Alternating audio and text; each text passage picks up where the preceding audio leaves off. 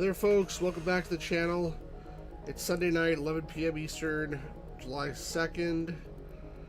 And we're back with Sierra Demos, Sneak Peeks 2. The CD over here. And yeah, it was pretty good earlier today. I started a little bit later than I expected or wanted to for two reasons.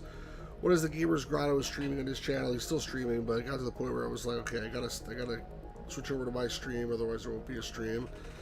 And the other reason is that I was watching a bunch of TRS-80 games on eBay that like went for a shitload of money, basically. Like, I tried to bid on a couple, but I wasn't good enough. I mean, not really good enough. Like, I'm just not willing to spend that much money. There's one game I really wanted, actually, and it went for over $500. And like, most of the games were sealed. That one wasn't really sealed, but it said sealed. I think it's like the sealed craze is part of it. But also just old TRS-80 games are often expensive. They're just very rare.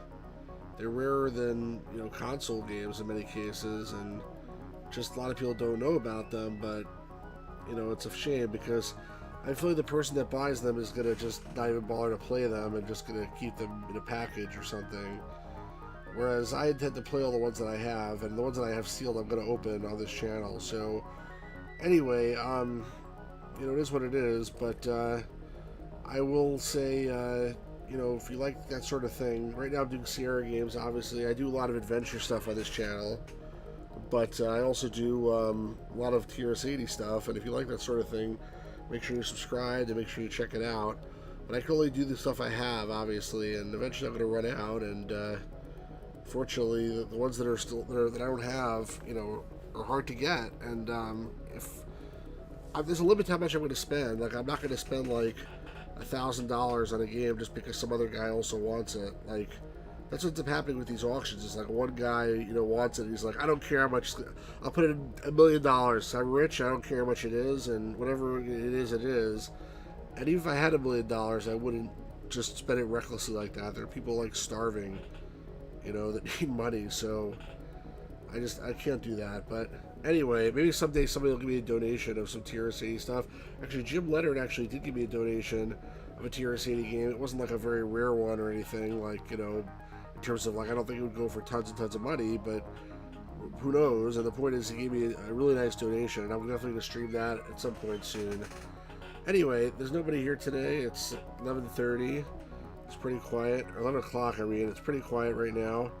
But I'm sure some people will join eventually, whether on YouTube or Twitch. So, if not, watch it after the fact. If you watch it after the fact, make sure you subscribe. Make sure you put some comments. Alright, what we did earlier, we played the strategy, family, and action arcade. We have left simulation, sports, and adventure. Let's go with simulation first. There's only a few games here. Earth Siege. Do we have that already? I guess not. Another mech game.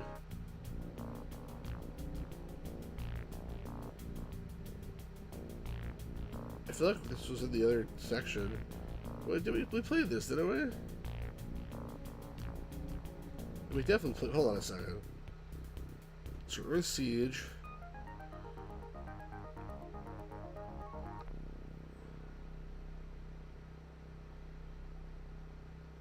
Wait a second.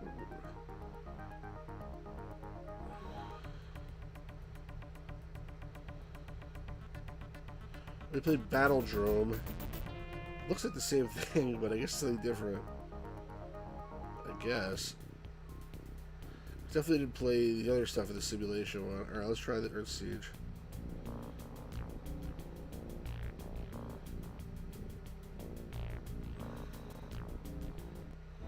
It's a new era. The quest to define the most agile and articulated mechanical robots of the decade is complete. The Hercs are battle ready. From the designers of the original MechWarrior comes a superior line of armored might. Did we watch this? Metal Tech, a menacing line of Herculean power. The first battle, Earth Siege. I'm confused. The squadron must save the Earth from invading Cybrids. Headquarters maintains visual and audio contact with you and your squad. I don't remember seeing this, but I know and something battle about strategy Hercs. will decide your fate. Launch a few trigawatts of firepower from your electron flux at enemy ground rovers and skimmer aircraft. Your cockpit is your base of operations. Fight campaigns across desert terrain, polar ice fields, volcanic ash, and This is better than the other one. Survive 30 missions, each with randomly generated battle elements to test your military I hate prowess. randomly generated. Metal Tech Earth Siege, the future in robotic warfare simulation. Okay. Features. Strap on your helmet and body armor. The shrapnel will soon be flying thick and fast as a revolutionary new standard for robotic warfare tramples the competition. From the creators of the robot simulation category, stand by for Metal Tech Earth Siege.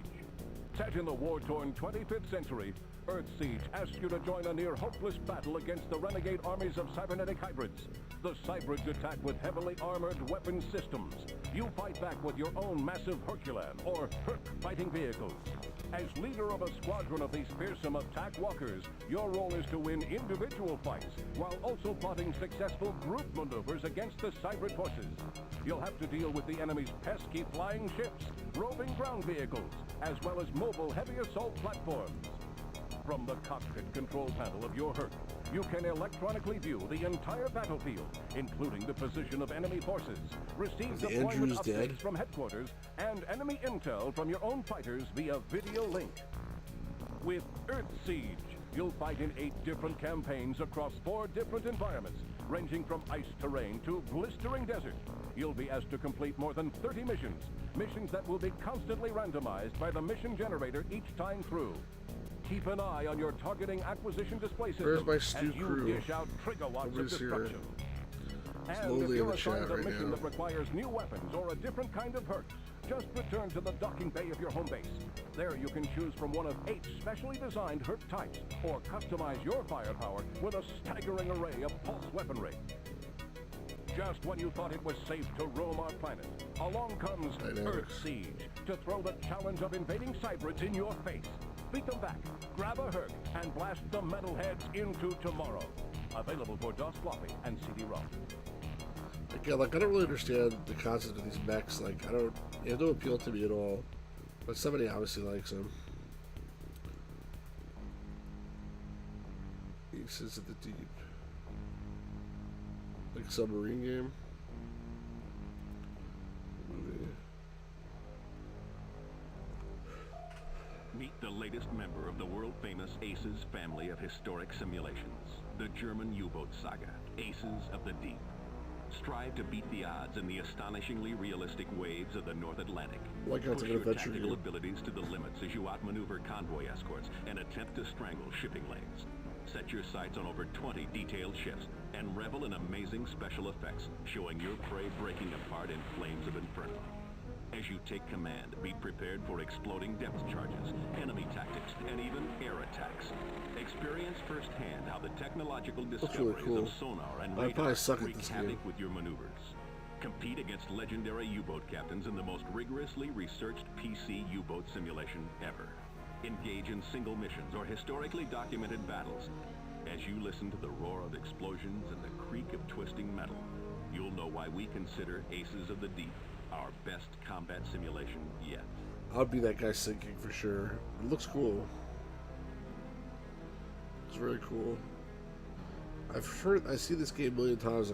I've seen the box. I never actually like played a demo until just now. Features. Are you ready to prowl the stormy seas of the icy North Atlantic? If so, climb on board the most technically advanced German U-boat simulation ever created. Aces of the Deep. Everything about this game is historically accurate, including U-boat interiors modeled after surviving German submarines. The game puts you in command from 1939 to 1945 and lets you map out battle strategy with genuine World War II tactical map overlays. Track convoys along shipping lanes and design battle plans to outmaneuver enemy escorts. With Aces of the Deep, Looks really you'll cool. fight the most desperate battles of World War II in astonishingly realistic conditions, Pop Punk. including night It's combat not through Das Boot. wind-whipped waves and heavy rolling seas. Stalk your prey from under the sea, Same idea. but beware. A mistake can quickly turn the hunter into the hunted. The game offers amazing special effects. Hear torpedoes slam home. Feel the thunder of explosions. Watch your enemy go down, bow first, stern first. or break completely apart. Glad to see you, Papa. Cause Look got a little forward and quiet add in here. tubes with an arsenal of 6 accurately modeled torpedo types, including steam for long Program range shooting fat. and pattern running for convoy work. Aces of the Deep lets you experience all It's of cool the that it's evolving complicated, technology but used the more by each complicated side, it is, the more we're gonna including suck at sonar it. and electronic countermeasures. On the Aces of the Deep CD version, is cool, though. you'll be offered rare video interviews with 6 of the legendary cool. living U-boat commanders. That's Watch awesome. and listen as Admiral Erich Top and the Ace of Aces, Admiral Otto Kretschmer, relive the strategy, tactics, and human drama of the war. So look for Oh, I did the Aces of the CD-ROM Deep version. on DOS floppy and CD-ROM. No other sub-sim even comes close. Very cool. Let's see the interviews. Ace interviews. The Aces of the Deep CD-ROM version not only lets you challenge the legendary U-boat commanders, it also offers you rare video interviews with these historic figures. You'll hear Admiral Erich Top, ranked number 3 in Allied tonnage sunk, detail the degree of ship knowledge and human insight These guys are needed war by criminals. every sub-captain. You must be familiar with all details on board. You must know personally everybody. You must know his story, his family situation. First hear his interview, then You blow his must be brains the out. father of your boys. It doesn't stop there with the Aces of the Deep CD. You'll also find online gameplay strategy provided by many of the top 10 German submarine commanders, including the brash and aggressive tactics of the Ace of Aces, Admiral Otto Kretschmer. So if realism and historical accuracy are important to your gaming This experience, is cool. please look for these extraordinary video interviews with German sub-captains on Aces of the Deep for CD-ROM. Very cool. I was in Pearl Harbor recently, and I got to go one of those subs over there. That was cool. Got some good photos. They didn't come out so great, but they're okay. I can find them somewhere, but if I ever do like a video on this game, I'll maybe use those photos. Hey, always asleep. Yeah, I don't like people with bow ties either. See, Red Baron 810, those are old games. Just Red Baron? Oh, so we got 8 Red Baron features, 810 features. Okay. There's only one World War I flight sim in the Software Hall of Fame, Red Baron. And the game is now available for CD-ROM. What's the difference? With Red Baron, you can become an ace flying for the Allies or Germans in famous squadrons such as the Lafayette Escadrille or Richthofen's Flying Circus. You can challenge legendary German or Allied aces to one-on-one dogfights. Or stalk huge Zeppelin airships by moonlight in the skies over France. Test your mettle against dozens of top combat pilots in authentic planes, each sporting historically accurate aircraft markings. I think I played this once and I Front died with right any away. of 33 different aircraft, each with precisely modeled flight characteristics. Hang on to the controls as you dive and knock out enemy observation balloons. Red Baron, the classic It'd be nice if they World didn't War shoot I back sim at that you. lets you fly historic missions or create custom sorties with the powerful Mission Builder. The game that Now lets you get available your with balls A10 blown Tank off Killer on on real CD-ROM. missions. Both games also available in DOS on floppy disk. Now you can get your testicles blown away by real World War II aces. Ride the skies over the white-hot combat of the Arabian Gulf. At the controls, This of one the had, like, most Saddam lethal Hussein weapons missions, I system remember. in the battle theater, A-10 Tank Killer. Take command of the legendary Warthog and prepare for your missions with detailed pre-flight briefings. Yeah, Iraq. Once you settle between the wings, it won't take long to realize that the A-10 Thunderbolt II is 25 tons of flying mass destruction. Fly at treetop level, blasting Doesn't look so good in this tanks, view. trucks and bridges with your versatile weapons load.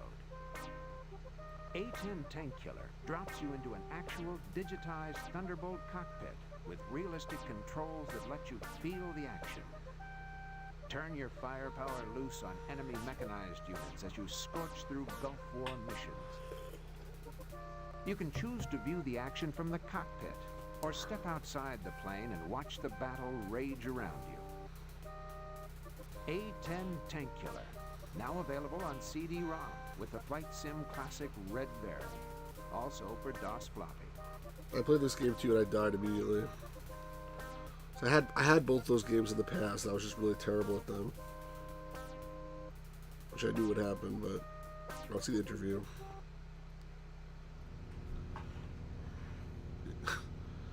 Doesn't look so good, does it?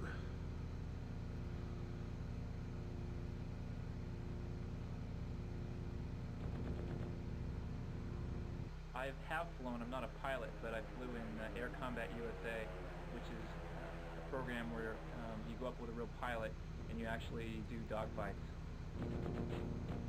I'm one of the founders of Dynamics, and right now I've been building the Great Warplane series. It's a lot like in the movies they talk about suspension of disbelief. It's the same thing. You want to remove any sort of perception that the user has that what is occurring is a simulation on a computer. You want to make it as much like the real thing as possible. And I think we started back in 1983, so that'd be over 10 years. This is pretty cool, actually. A little bit of money, $4,000. Is he like in a green screen though? He keeps on like just moving different place to place. Start programming on it, and wrote. I think he was at a green screen. Then Arctic Fox, then Abrams Battle Tank, then A-10 Tank Killer. Do you want the half an hour version? A remake of Stellar 7, then Red Baron, then Aces of the Pacific, then a mission builder for Red Baron, and then a mission disc for Aces of the Pacific, and then Aces over Europe. I think he's actually going to be in the real basketball court. Try to make the graphics as realistic as possible, and the sound effects as realistic as possible. I can't stand here. You're going to call a foul on me. Sometimes some of the historical figures are real interesting, though.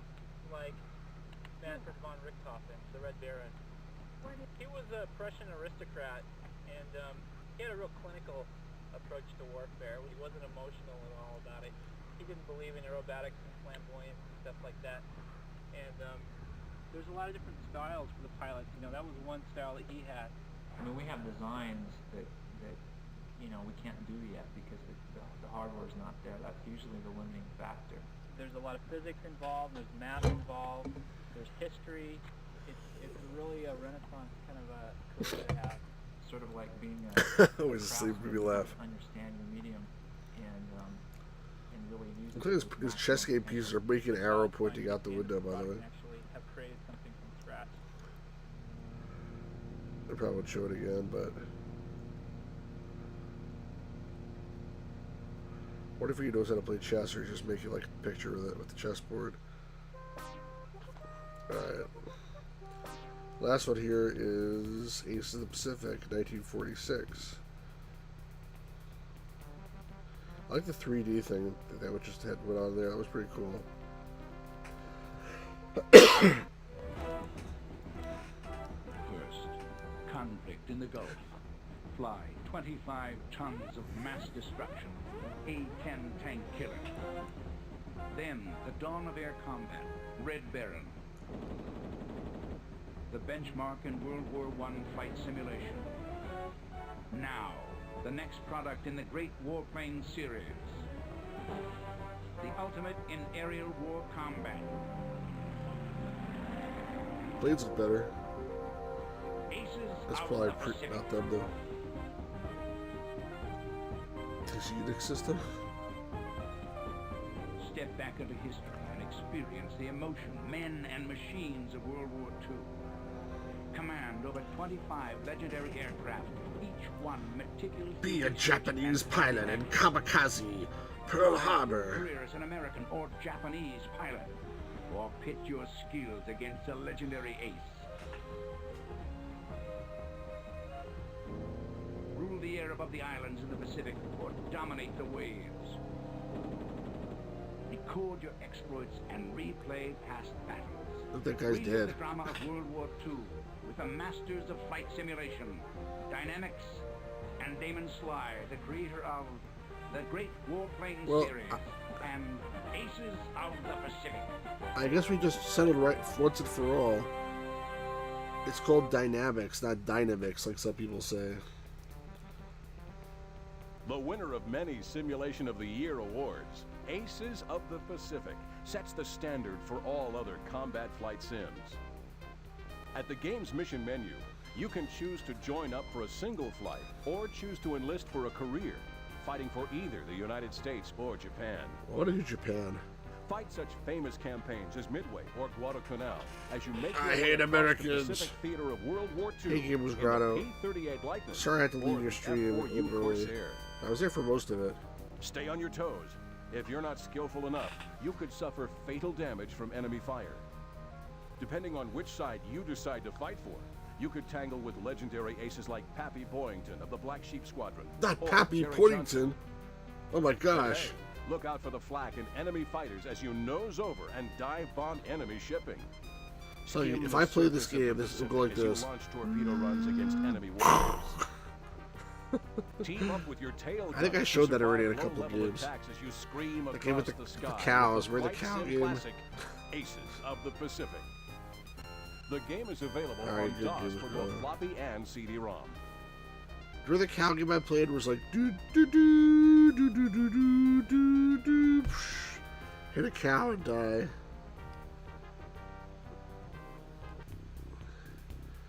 All right, we're down now to sports, and then we'll go over to adventure finally.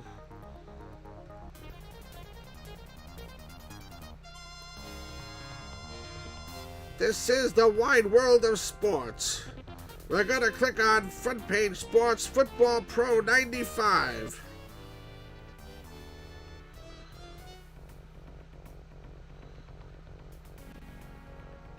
All we got is movie and features. The play-by-play announcing you is not part of the game. Was that Barry Sanders, by the way? Or was that, who's that? I guess they couldn't like get. Takes a snap, hand off to Lassick, huge hole on the left side. Dallas on the scoreboard first. It's too bad it's not part of the game. Dallas has the ball, 2nd and 5 on Buffalo's 37-yard line. Aikman takes the snap, fakes to Emmett Smith on a play-action spot serve and streaking down the field, throws deep. Touchdown, Michael Irvin. Dallas with a 2-touchdown lead. We're in the second quarter of action, about 8 minutes to go. Kelly drops back, fires a quick strike to Andre Reed on the left side. He has blockers, fits off to the races. He could go The all blockers the way. just- Looks like half the population of downtown Dallas is chasing him. Dallas versus Buffalo. Touchdown, Buffalo! From another angle, let's show you how this play happened. Kelly drops back, fires to Andre Reed to the left. He makes a move. He's off to the races. 80-yard TD pass from Kelly. I wonder who the announcer is. With a point after the score is Dallas 14, Buffalo 7. Dallas takes the kickoff to start the second half, drives down the field. 2nd and less than 1 on Buffalo's 45-yard line. Aikman takes the snap, pitches to Smith. Smith sweeps around the right side. Smith, Emmett number 1 throws rusher the of all tackle, time at hits that the time. block, and look at He it still go. is. Emmett Smith, 45 yards and another Dallas touchdown. Dallas got drafted Emmett Smith with the draft pick they got from the Herschel Walker trade. Dallas with a 24-7 lead, the ball on Buffalo's 6-yard line after a pass interference call. 3 wide receivers to the left and Smith the lone back. Aikman takes the snap, hands off to Smith going left. What a move! Defender bites the dust, fakes and misses. We have another Dallas touchdown. Emmett Smith's going to take it in. Emmett with his 2nd touchdown of the day. I like this play-by-play better than the game. Left in the game, Buffalo down 31-14, but moving the ball with the no huddle. 3rd and goal on the Dallas 1-yard line. Kelly takes the ball. Here comes the Dallas linebackers. Kelly drops back to pass. He's looking. He fires. Touchdown, Buffalo! Buffalo is making a comeback. Who is that? Fourth quarter trails 31-21. Even see the name. 2nd and 10 with 1:17 to go in the game. Kelly takes the snap. He drops back, fakes to the left, fires to the right. It's picked off. Larry Brown I can steps tell. into the pass and intercepts. The Dallas defense I can see that coming before it even happened. hold on to the victory. Holy smokes, the final score. Dallas 31, Buffalo 24. Dynamics League. That's funny. That's cool. And yeah, Gamers Ground. This is good. Yours is good too. This is like a collection of stuff, and Gamers Ground was playing Atari 50, which is also a collection. I guess it's the end of the video. Let's see features. It's funny, this ad for 95, it was 94 there. Fresh from consecutive championship seasons as Computer Gaming World's Sport Game of the Year, Football Pro 95 is ready to kick off its best season ever with complete new NFL rules and updated rosters of NFLPA players. That's right, This fall, there will be 2-point conversions. This option will force all of you coaches out there to make necessary decisions Lewis. after every touchdown, especially in close games. Kickoffs from the 30-yard line create the threat of long runbacks, better field position, and will call for more aggressive play from both teams. With Front Page Sports' enhanced camera angle management system, I prefer you the can old position school cameras rules. anywhere in the stadium. Watch the action and replay from better views than the networks. Football Pro 95 is licensed by both the National Football League and the National Football League Players Association. Good. So, you get to use real NFL teams and all their NFLPA rosters. All right. This means you play the game with performances of real professional players based on their actual statistics to design and execute plays. Need some new talent to make the playoffs? That's With right. Football Yeah, Pro Barry Sanders. 95, you can make key trades to build your dynasty. Over 3,000 stock plays not enough? Design your own custom plays He's more with the hockey. powerful play editor.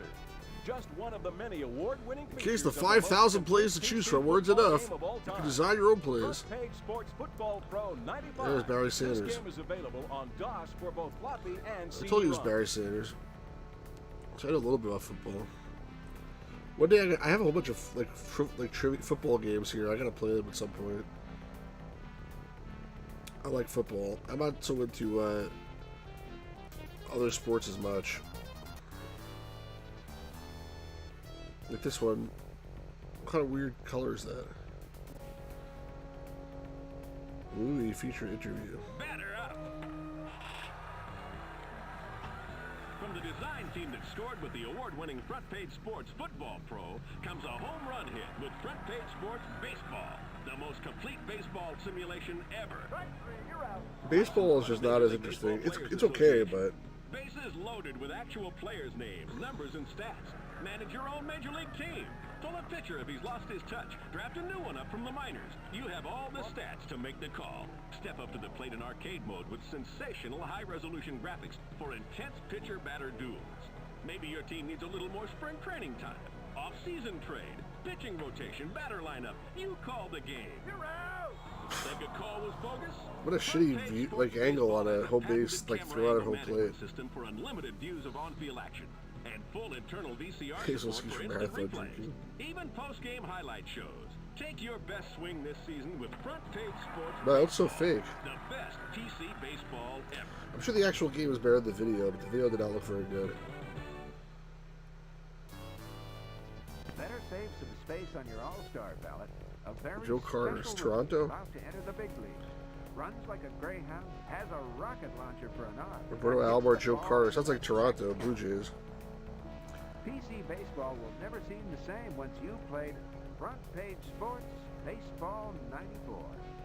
Front Page Sports Baseball 94 offers you beautifully rendered big league stadiums. Looks like shit to me. Stadiums so authentic you'll be forced to make lineup adjustments for the power alleys. Well, of basketball is a all little bit easier, I think. LA. The game's high-res batter-pitcher interface shows you full rotoscope Yeah, animation Toronto of the versus players. Philadelphia. And so much John detail, Olerud. you'll swear you can see the Where seams on people a I used to call an curveball. older dude. I don't know why, It'll but feel like you're watching the game on TV feel as you old. check out amazing leaping catches at the wall from any angle in the park.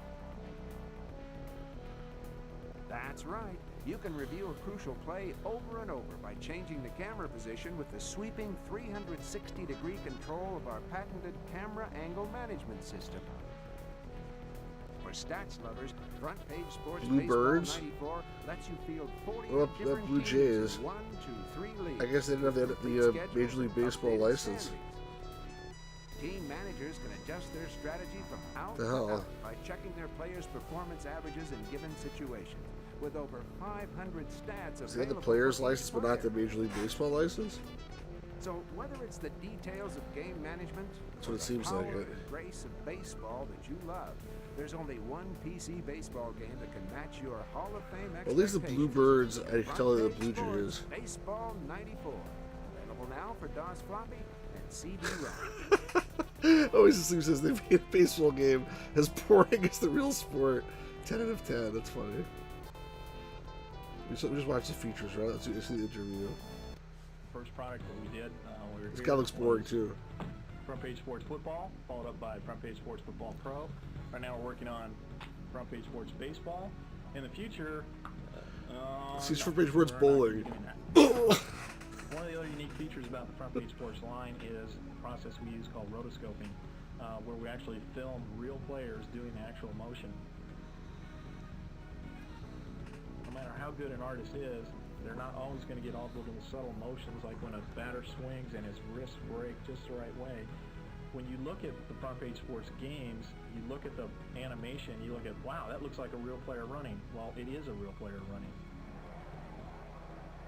The kids tend to like more of the arcade action, but what Front Page Sports has is a good combination, both the arcade and the statistics and the general management. Do I play sports games in general? Some of the older audience I tends to mean, get into back in more the of day I used to. managerial and the statistics Nowadays, kind of stuff. not so The younger much. audience, the kids like to play more of the arcade stuff. It's a good combination. It's all in there.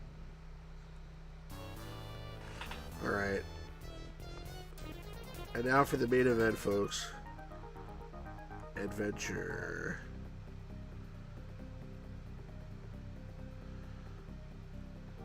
Each category menu screen looks similar to this one. Buttons for the category's featured games appear in columns on the There we left go. or right of the screen. Oh, those To golf select games are an good, I individual agree. game, I have more of those just too. click on its icon, and you'll be whisked immediately to the game's base screen. In All right. addition to the game icons, All right, you'll shut up. also notice buttons labeled Exit and Catalog.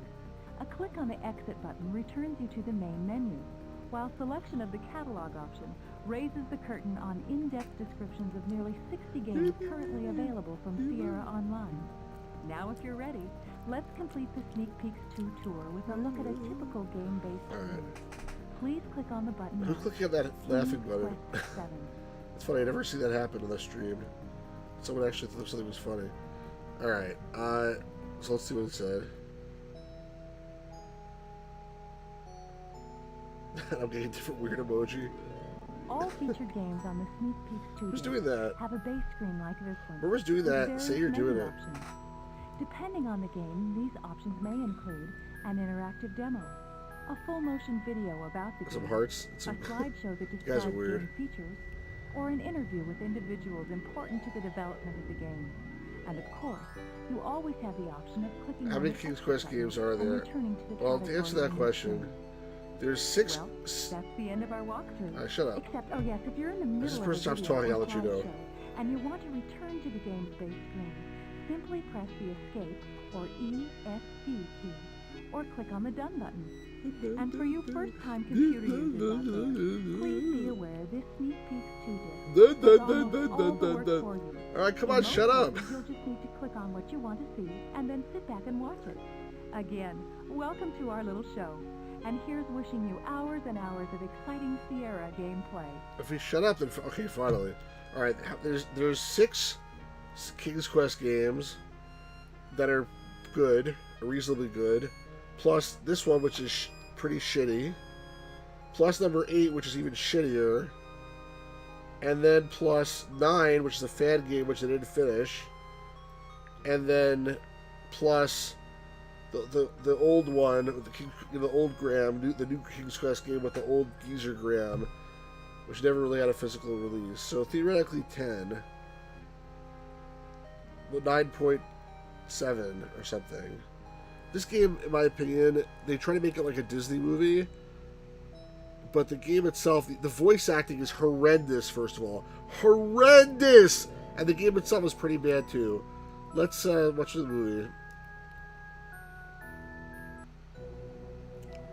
Emoji dispenser obstructs the chat as I think of that. Well, I think it's sort of cool.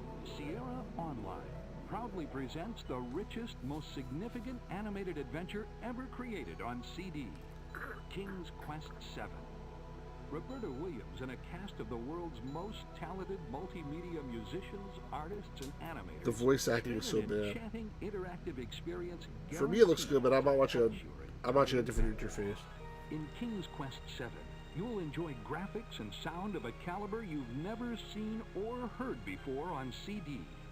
So experience the magic with the most elaborate adventure game of all time. And it's very easy to die, by the way. King's Quest 7.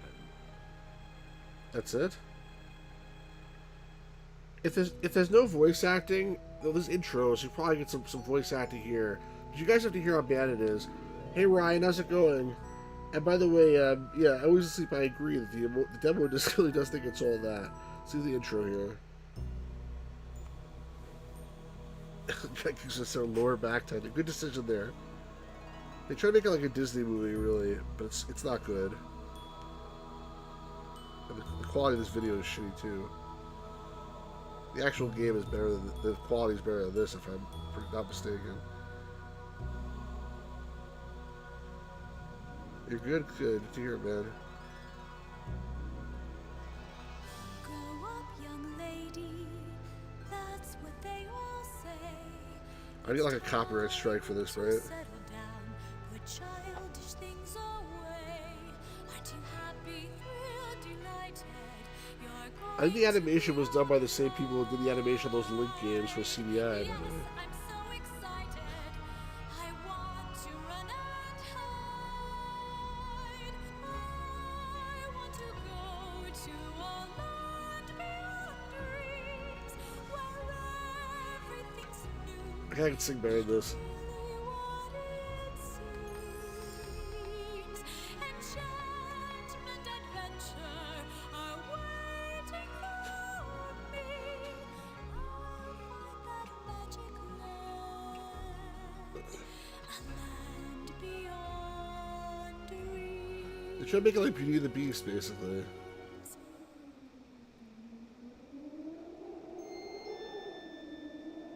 Where it starts off with some girl singing, you know. Rennie said, "So sorry, Princess. I never step on Mama's feet when we're dancing." All right, I admit Prince Rupert is, well, he's a bit awkward, dear. That's putting it mildly. But speaking of princes, my pretty daughter, it really is time you thought about getting married. Oh, Mother.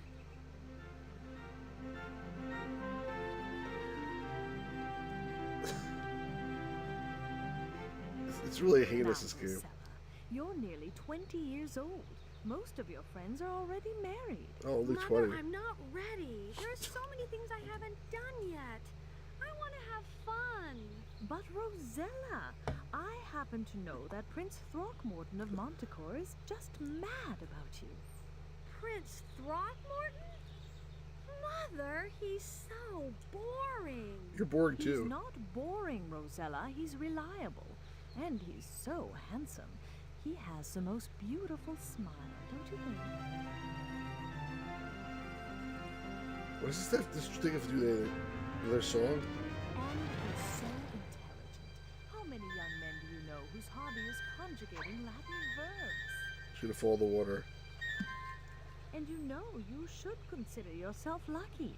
Every princess in the known She's not the world king, she's a is princess. destined to marry Prince Throckmorton. You really must strike while the iron is hot, Rosella. That's why I've invited the prince to... Rosella! This is the only King's Quest game to have Valenice as a playable character, except for that fan game that I mentioned before. Valenice's brother is named Valenephew.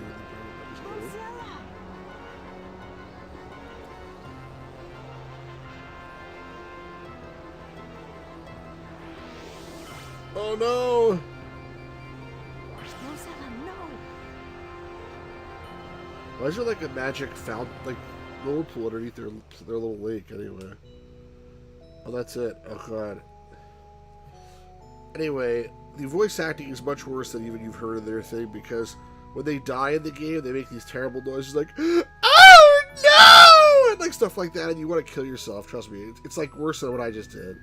In 1984, Roberta Williams revolutionized computer gaming by adding animation to the very first King's Quest adventure.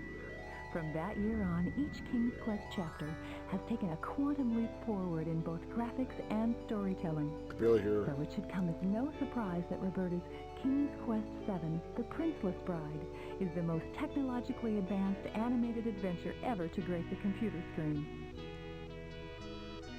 In King's Quest VII, the serenity of the magical land of Daventry is suddenly torn in two. Rosella and her mother Valenice topple from the world of royalty into a magically mixed-up countryside abounding with Here's trolls Bugs Bunny. and jackalopes. As Rosella and Valanice explore the troll realm of Eldritch, they meet fantastic talking creatures and discover that the realm is in grave peril. A wicked enchantress plots to destroy Eldritch, forcing Rosella and Valanice to use their courage, wisdom, and cleverness to save the tiny land and their newfound friends. And Dragon's Lair ported to PC? Feature film I mean, animation yes, but not with Quest really 17 laserdisc offers quality. you a series of amazingly rendered 3D settings. Follow the heart of the story in the alternating roles of Rosella and Valanice, and you'll travel to a mystical desert land, the cavernous volcano home of the trolls, and dozens of other enchanting places. King's Quest VII is one of Sierra's most expansive adventure games yet, and includes a soundtrack with more than 100 different songs and melodies. Through a vastly simplified interface, the Princeless Bride makes it easy to concentrate on solving riddles and advancing through the story. Terrible So game. join Rosella and Valanice as they struggle to foil Milatia's evil plan. Use your wits and intuition to save Eldritch in the most elaborate animated adventure ever. It's so forgettable. King's Quest VII, The Princeless Bride, a timeless interactive land of magic the whole family can enjoy. Available now on Macintosh and Windows CD. The cover of this is almost the exact same thing as the cover of the game Curse of Enchantia by Core Design. Like one of them borrowed inspiration from the other one. Where was Ken Williams when the game was being made? He probably was being tied up by Roberta Williams. I see better acting on postage stamp. Yeah, Gamers Ground says King's Quest VII still use secretaries and programmers for voice cast for the most part. The exception would be a few like Maureen McVeary, who played Rosella. She was an actress on the sitcom Full House. Yeah, so who'd she play? On Gamers Ground? Did she play what's her name? DJ, or did she play like Stephanie or Michelle, or did she play like Rebecca, or did she play maybe that Kimmy Gibbler? Who'd she play? Well, I was thinking about that. Looks like a Lucy Larry 6 that Lewis wanted to see. Yeah, she played Bob Saget. My point is she didn't play any of the main characters. So who the hell the characters on Full House? Who'd she play? She played Uncle Jesse's girlfriend? No, bullshit.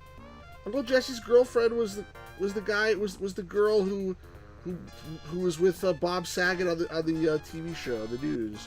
That was her name Rebecca? Becky?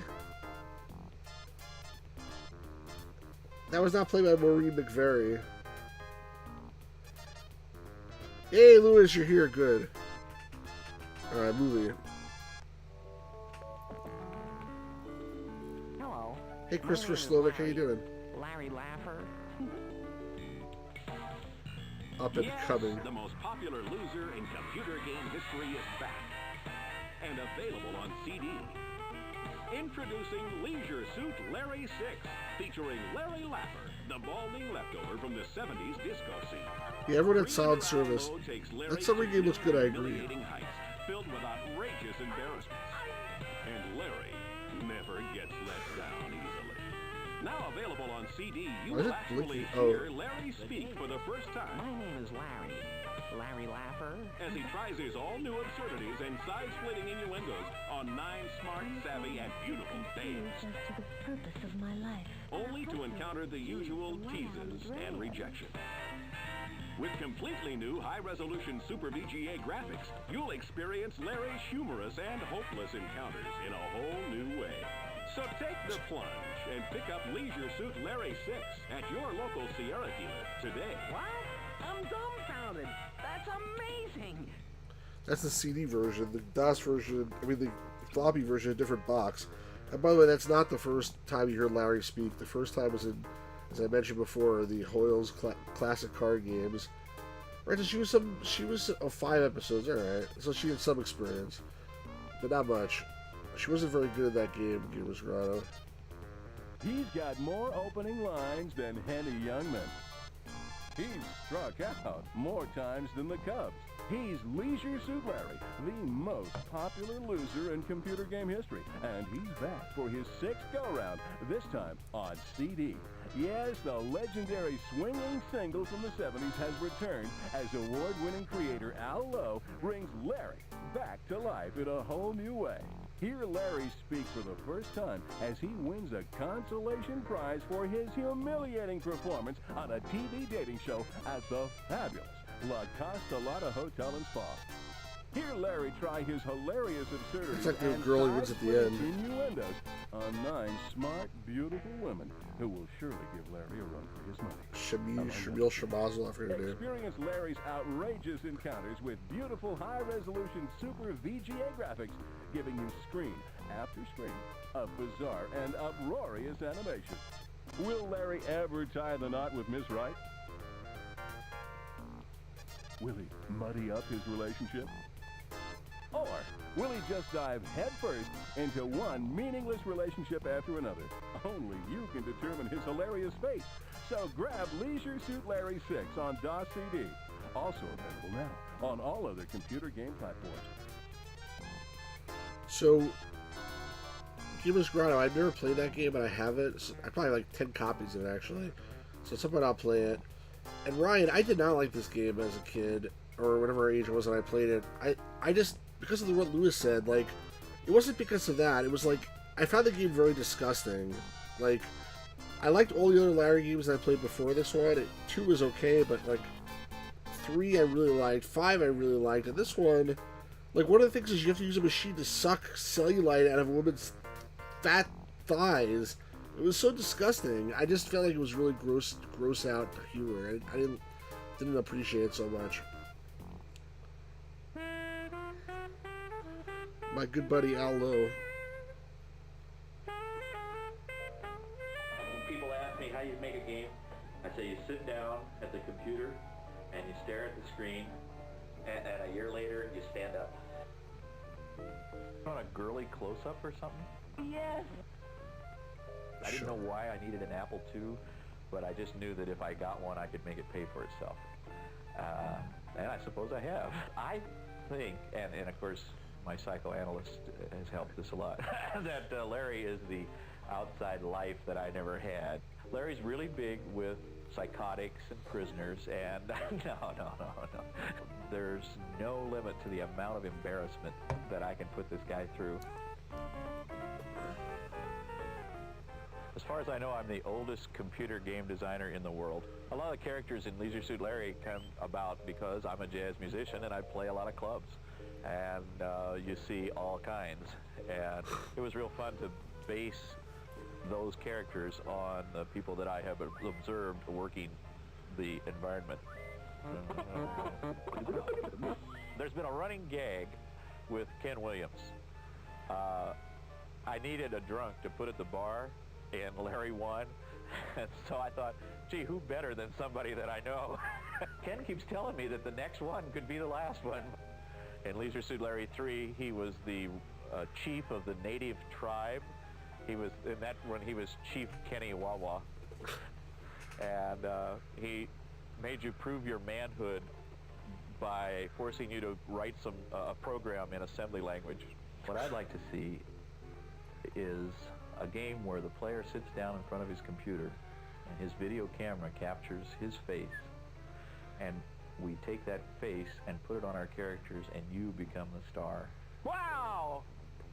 Capital Punishment is our game that's aimed at the election of '94. I just realized that no one had done a game that contained political humor. One of the first levels is Hillary and Bill's Whitewater Adventure, in which you control Hillary, who's paddling the raft through the white water while Bill sits in the back waving to the fans.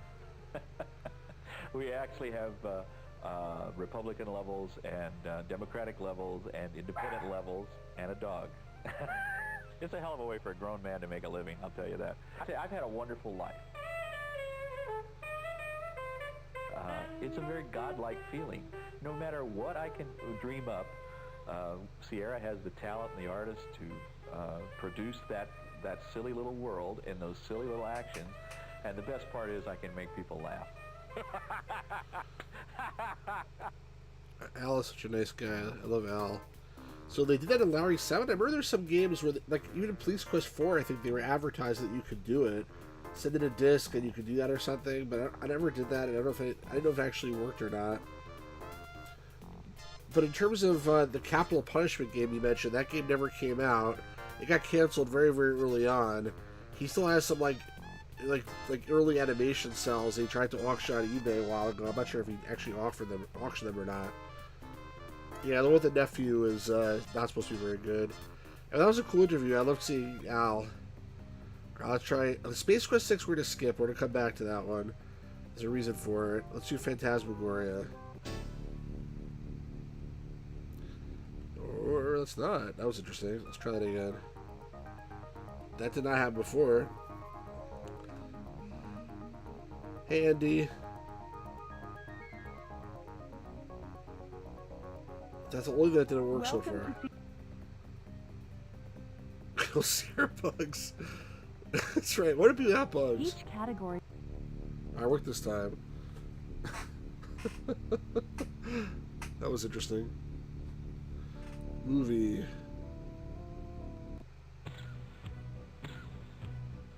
Oh, you tried it? Cool, Gamers Rod. I didn't actually know it worked. I've never played this game. This is the game that launched the career of Conversations with Curtis. Another copyright strike for my channel. You guys will only be able to see this live because I'm going to have to mute this afterwards probably.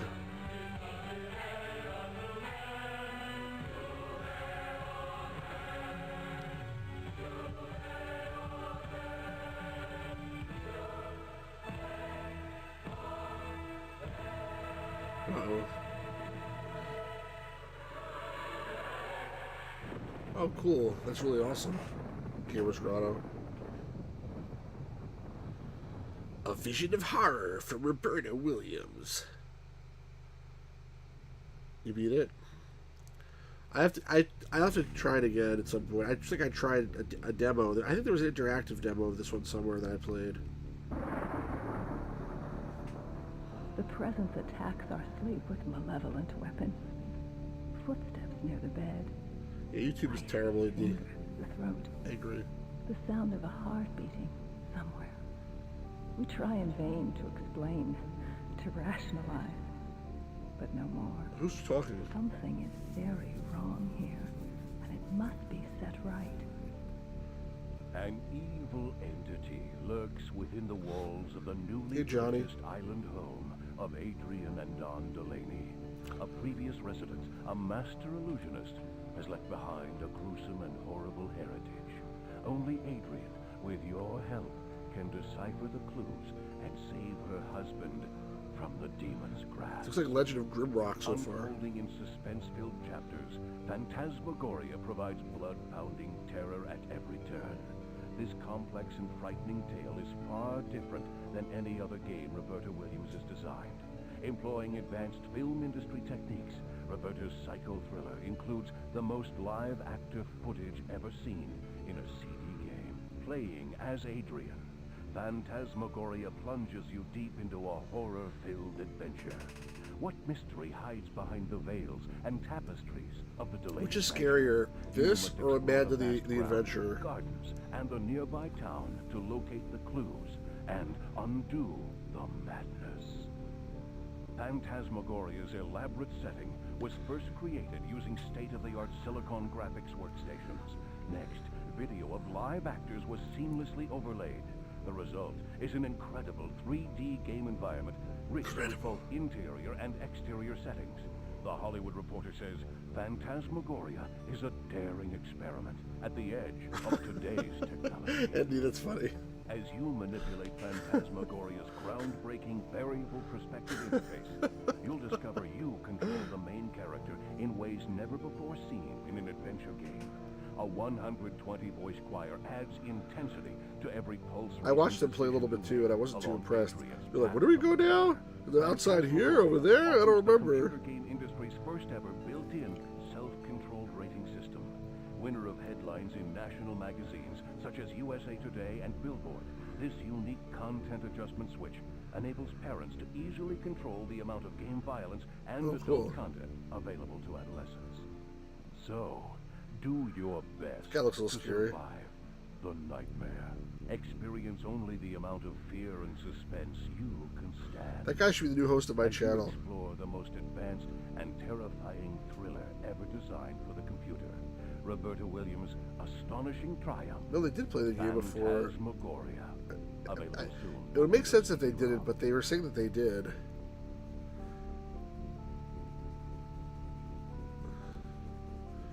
That was features, right?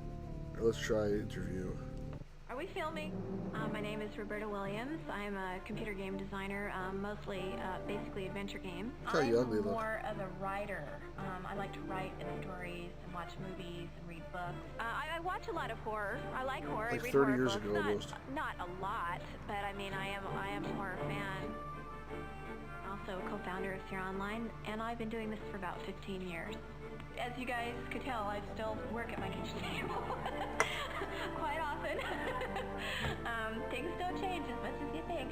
I hate to say they're like you, but elements of yourself, I think, do come into it. Basically, the essential idea of how I design and how I think of a game is not really changed from Mystery House, the first game I did. The basic elements are still That Game there. Awards thing was horseshit, isn't it? I mean, like, does anybody actually care about that? Comes to you, be laying asleep, and an idea just comes to you. You have a dream, or you'll see a movie or read something, and it just gives you an idea, and it sort of builds from there.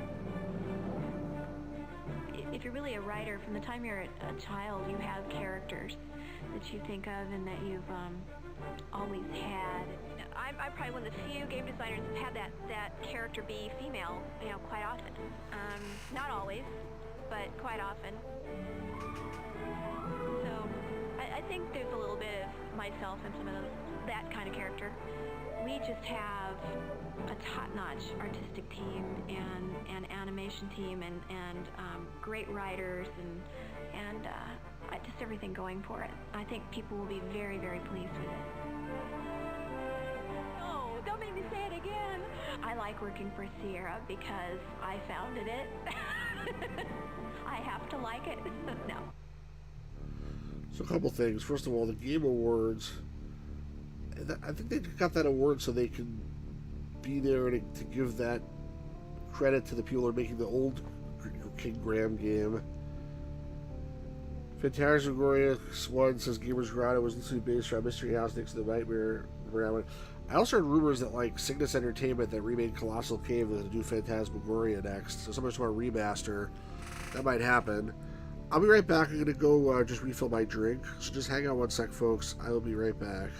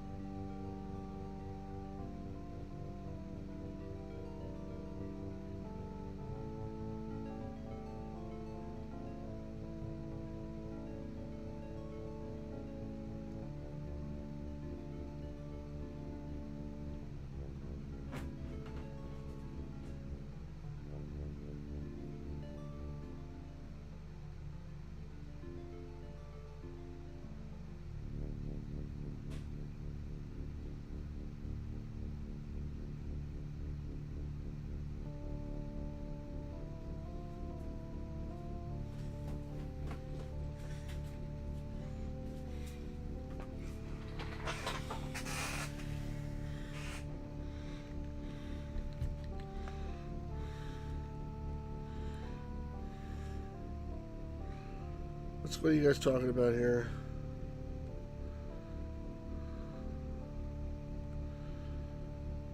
They're making a new one open to like Tesla effect. Game Across just got an email from Ken saying after the classic game remake, they're done now, getting to offer to return to their boating adventures. I wonder if that's true. Yeah, Jan Jones movie. Yeah, Jan Jones belongs. They said a long time ago he belongs to the museum. So do you, Dr. Jones. So do you. Alright, let's see what else there is here. Alright, Freddy Farkas. Now, we played the demo of Freddy Farkas before, but that was the floppy version demo. And this is the CD version demo, totally different. Alright. Here we go.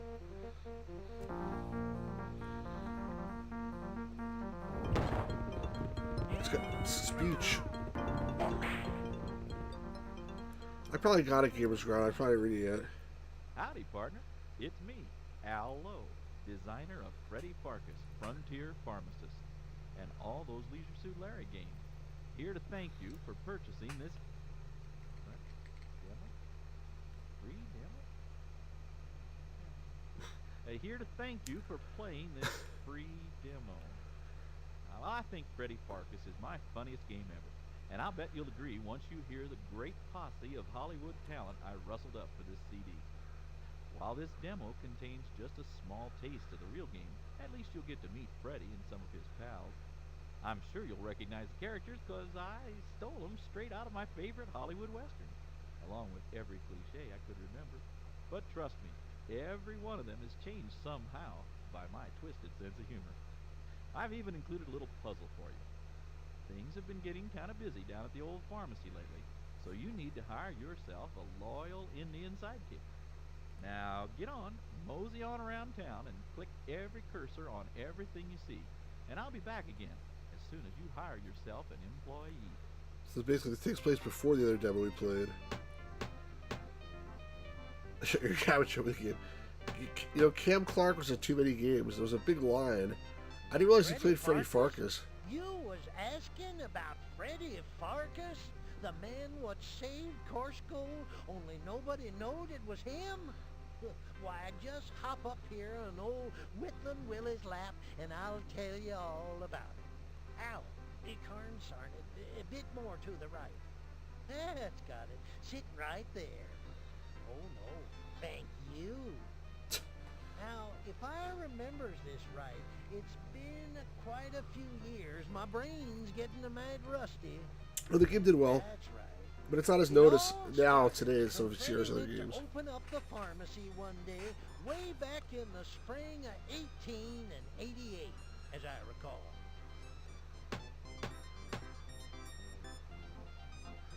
I've never played this demo, so I don't know like what to do or anything. Sheriff, Barkburn? What do you want? why'd you close down the Dirty Sheet Hotel? What's it to you? Well, I'm a little worried about the tourist trade and... He sounds really clean cut, this guy. It's not your place to worry about the tourist trade, boy. You leave that to me. Now, as for the hotel, if it's any of your business, it was attracting the wrong sort of business. Transients, hobos, people of low moral ground. Can't be having none of that going on in Corsko, can it? But at the rate these places are closing down, in a matter of days there won't be any town left. Listen to me, boy. That ain't none of my never mind. I'm just looking to make this place as safe as can be. So if I gotta close down a place or two, well... Alright, y'all Ryan, will thanks for just stopping have to by. live with that. Sheriff, I don't understand how the Playhouse was making Corsgold unsafe. Why'd you close it down? They is showing smut in there, and it was attracting the wrong kind of customer. Smut? Like what? Chow, It's not really Leonardo, but this is a little bit like him.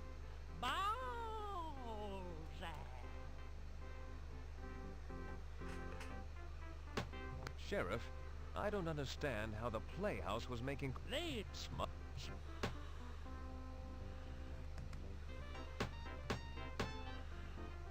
Show with our anime. That's funny. This is the same dude we dealt with in another demo. Oh, I can go further this time. Oh, that's nice. This is one of Reverend Cy Hallelujah's horses. Or so you've heard. The rusty tracks of the Fish Camp and Pacific Railroad used to continue across the trestle here and wend their way to exciting, far-off places like Fresno. The train doesn't come here anymore ever since the trestle collapsed and the train sunk into the swamp. No more lumber shipments, no more ice deliveries, no more personal hygiene products. It might be, Papa. I do own the full game. I never played it, and I never played the demo either. The demo is different from the game. This is not the same as the full game. Ooh. The local insect population has been thriving, what with all the dry weather Course Gold's been having lately. This is one of the smaller anthills around the town. Look out, Freddy. Injuns! No, wait. This one's an Indian. A real Indian. From India. He sits atop an anthill surrounded by swarms of ants looking trapped. You feel sorry for him. If there were only some way you could help him. I talked to him? Hello, stranger. I haven't seen you around these parts before. I know it's none of my business, but why are you sitting on top of an active anthill in the heat of this semi-desert sun? Oh, my former fellow, I am but a weary traveler from a land far, far away, journeying here peacefully merely to experience the curative powers of your local mineral waters. The other members of my stagecoach party, claiming a frustration with my excessive verbosity and sesquipedalian inclinations, forcefully placed me in my current sitting position I'm just gonna make on the this music lovely down. feature of your landscape, Stops knowing talking. full well that because of religious reasons, I would be unable to climb down by myself. How cruel those Yosemite-bound tourists are. My name is Frederick Farkas. I own the local pharmacy here in Course Gold. How do you do, Mr. Farkas? My name is Srini Lalkaka Pagnis. Pardon me if I don't get up. I've been considering taking on a loyal Indian sidekick. I'm seeking a new assistant down at the pharmacy. Would you be considering a relocation to this area? You know, Course Gold offers extremely reasonable housing costs and an abundance of sunny weather, and it's close to schools and churches. Well, no, not really. But yes, perhaps I would be willing, but as you can readily see, I'm quite busy at this Hey, Park Gear time. Boy. Have you considered climbing down and walking away? I cannot possibly do that. Life is sacred. If I were to move, I should indubitably injure some of these small six-legged life forms. I'm sure someone will come along soon to the aid of me. I'll see what I can do, Srini.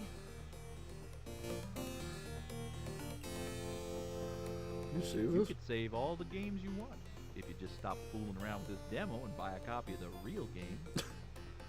Thanks, Al.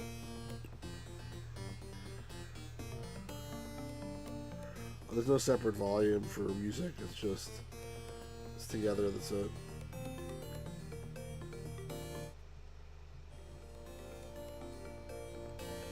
Oh well. You got Turnier too. How'd that go? You know he'll be back.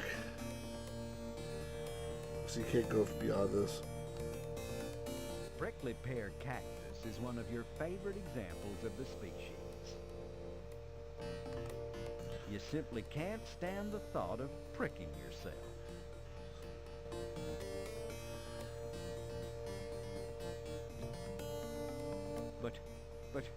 But that's the piece that holds together the entire bridge. Well, actually, it's not, but you were really scared there for a second, weren't you? Huh? Come on, admit it, you were. You just can't face exploring that cliff face. Oh, buddy. Finally, you get your $4.87. Smithy's Pharmacy tab is paid in full at last.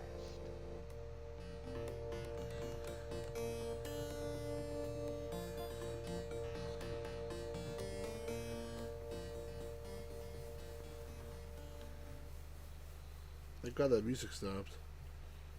It's damn loud.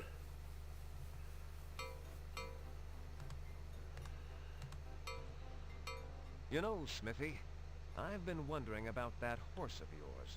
What happened? Consarn neighborhood kids, you just can't leave anything outside at night anymore without them stripping it right down to the axle. How's business, Smithy? Flatter than cow plop, Marcus. And you?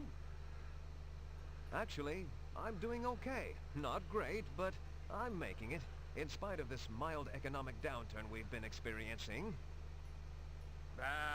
If I could find me a buyer, I'd unload this dump in a sec.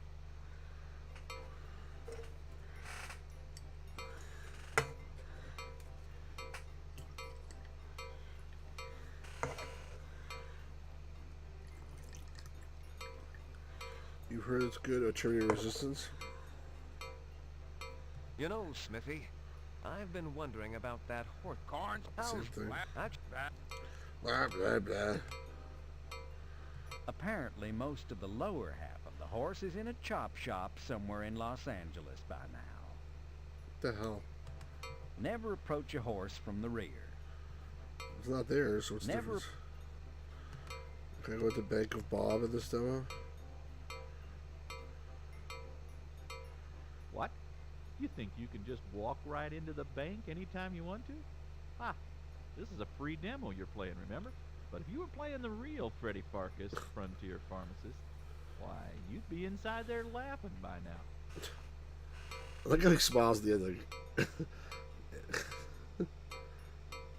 It's just an old wreck. It won't help you. You know, if you were playing the real game instead of this cheap demo, you'd be able to walk over there. And oh, what wonders you could find. Why, over there you might just find Sheriff Chicken Shift. Or maybe Madame Overy's old ore house. Or maybe even Course Gold's famous flatulent horses. But for right now, you're just gonna have to wonder what hilarious stuff lies just beyond your reach. Thanks. You don't need any album. You can't go down here, I'm sure, either. Oh, well, You know, if you were playing the real game instead of this cheap demo, Alright, get the point.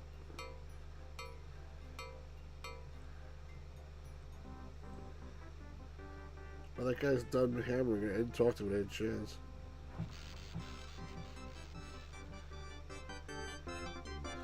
A lot of people in here this time. Well, if it ain't Sam Andreas, the bartender's bartender. If it's not, I'm having a severe identity crisis. How the heck are you? Tolerably well. Yourself? Can't complain. Pharmacy business seems to be pretty good lately. Ah, well, the pharmacy business has always been a little too interesting for me to hear about, so, don't be a stranger. Probably the same thing. Say, Sam, I think I'll take an Ovaltine. In a cracked glass? Yes, with a hair in it, too. And the usual lipstick smear on the glass? Yep, and a ring of dried soap around the inside lip. Disgusting. On a coaster? No, I like leaving rings on your bar. Rocks with that? No, but some ice cubes would be nice. Oh, we're out of ice cubes. Then I'll take it straight. Out of Ovaltine, too. Oh, well, okay. I'll check back later. Feel free. Waste of time. Got any Ovaltine in stock yet? Oh, yes. In the last 10 minutes, we've got in a whole wagon load. Really? Wow. No, I was being sarcastic because you were asking such a stupid question. Which is better, Boys Asleep, this or Amanda? Got any Oval? Oh, no. Play it, Neville. Neville, in order not to lose track of the piece he's playing, says nothing. However, he raises his eyebrows as if to say, "Certainly, sir, I'll be happy to play whatever selection you'd care to hear. And what's more, I'll make this old piano sound like a whole orchestra."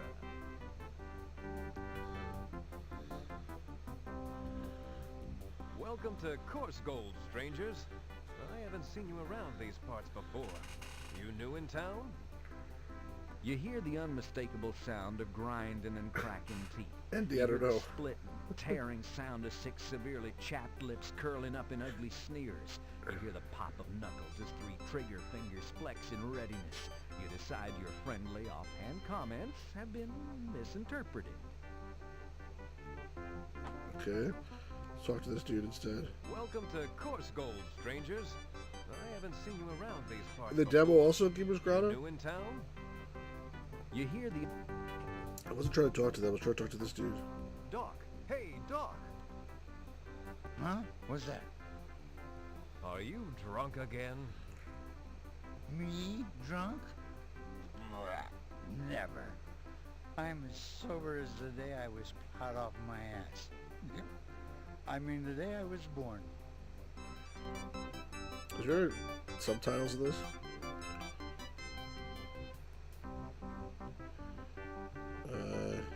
Guess not.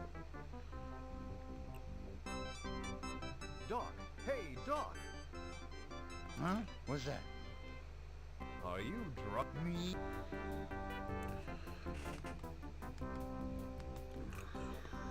There's nothing on the table worth taking. That's Sam's property. If only you had the real game, you'd find out what amazing things lie behind Sam Andreas's back door. You're tempted to spin the wheel and shout, "It won't do you any good." Now's a bad time to... You've got more important things to do. Alright. There's a lot of puzzles in the other demo. I'm just sort of walking around talking to people so far.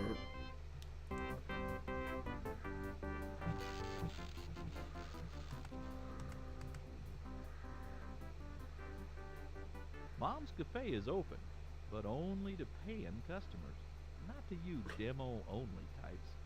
And too bad, too, because this is just about the time when Penelope Prim, the Newtown school marm and your current heartthrob, is usually found inside Mom, sitting there with her back all straight, sipping tea and just looking pretty. No. Tuesday is your turn in the barrel. Once...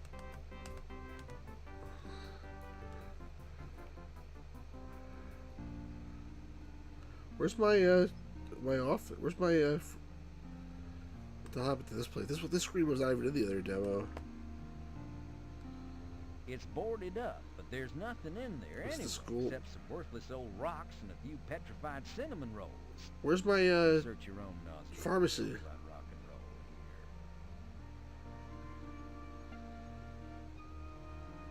here. You've teetered enough. The ladder held in score. Penelope Prim, the Newtown school marm and your current heartthrob, is usually here at the schoolhouse grading papers. But being as this is the demo, she's gone home now. Yeah, he's the asshole. You know, if you were playing the Alright, I get the point.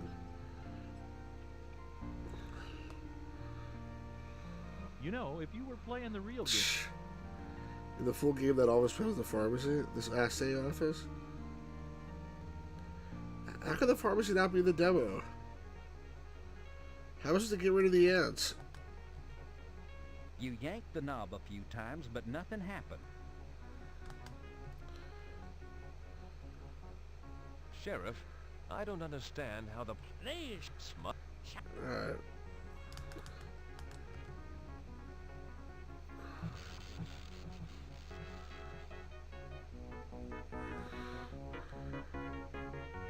Well, for goodness sake, don't rip the glass right out of his hand. Why not? Well, for... Got any Ovaltine? Oh, yes. Really? No.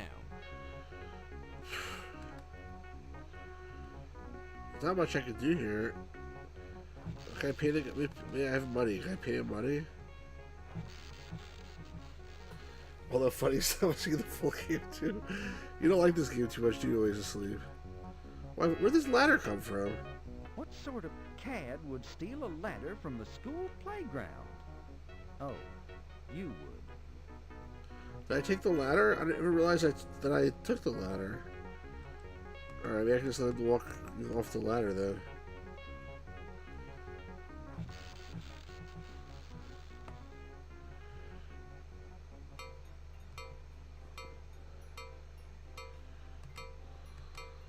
Feels just... That damn it, Farkas. Real men just don't go around touching other real men. Especially when they're as homophobic as we is. Okay then. That damn it. Okay. That was interesting. Sheesh. The dude actually said he was homophobic.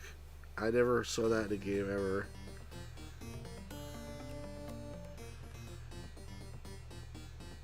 The ladder might assist my situation. However, I am not in positioning to maneuver it thusly to facilitate escapage. What the hell does that mean?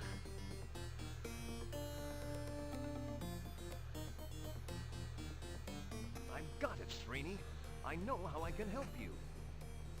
Here you go, partner. Don't get out to like things, I suppose, but I mean, Oh, my balance sense is stretching now. I don't care not to like people. You made it. That's literally the whole demo. Oh, thank you, Mr. P. You saved me. He doesn't seem too concerned. Please don't call me that. Thank you again, Mr. F. I am so much grateful. Oh? Grateful enough to accept the assistant's position I mentioned earlier? I could really use some help around the shop. I would be honored. Where do I begin? Hey, you did it. Congratulations, cowpoke. Man, I thought you were never going to find that ladder. Well, by now, I hope you agree with me. I don't know where I Freddy found it. Farkas is one mighty funny game. So what are you waiting for? Hit the trail. Gallop on down to your Always local asleep doesn't software think it's store funny. and lasso yourself a copy of the real Freddy Farkas Frontier Pharmacist. Available right now on CD-ROM. So you can laugh at the other 98% of the game. And remember, if you tell the clerk at the software store that Al Lowe sent you, he'll look at you real funny. Too bad there's no ballad of Freddy Farkas in this one. I would have liked that. He's not alone. Imagine playing that at Wanted War. You guys are funny. Howdy, partner. I guess that. How do you exit? Since I'm here, I need to talk to this guy. Let's see if I can talk to him now. Freddy.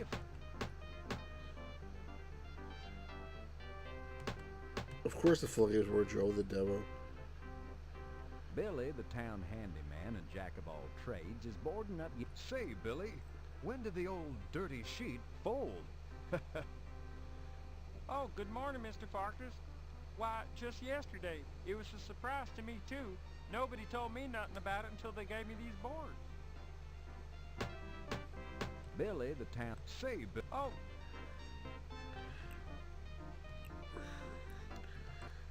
Alright. Did we do the features?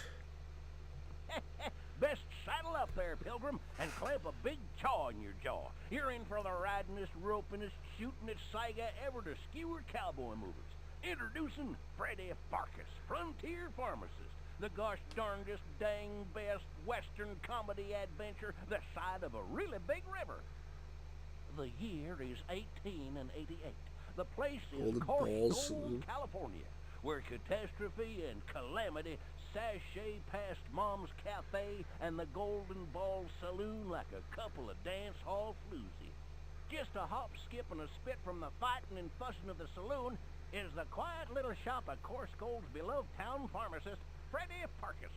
Playing as Freddy, you'll have to round up the little doggies and lasso the bad guys before they can trample all you hold dear.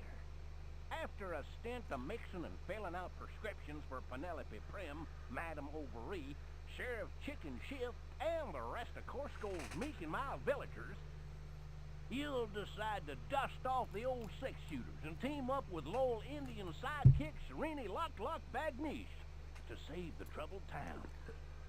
Yes, sir, armed with pistols, and a pretty darn good book, you'll defend your bucolic This guy's not paying attention.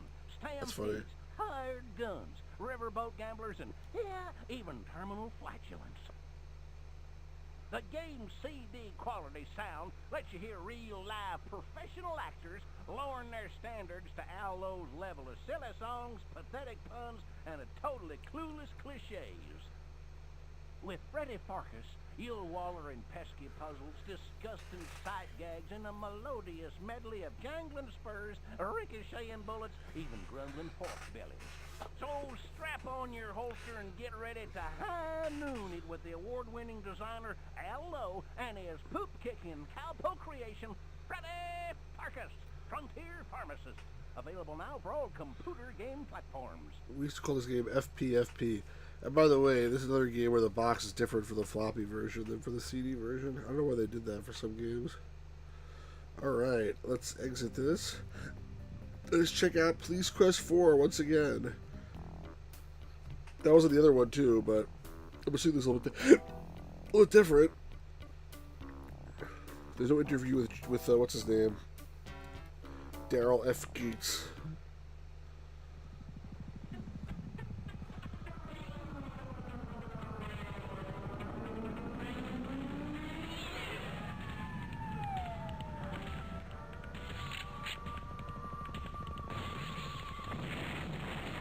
It's like from The Simpsons.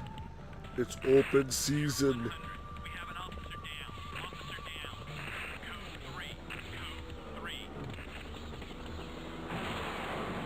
It's Captain Daryl Gates. Big, I don't want to say it.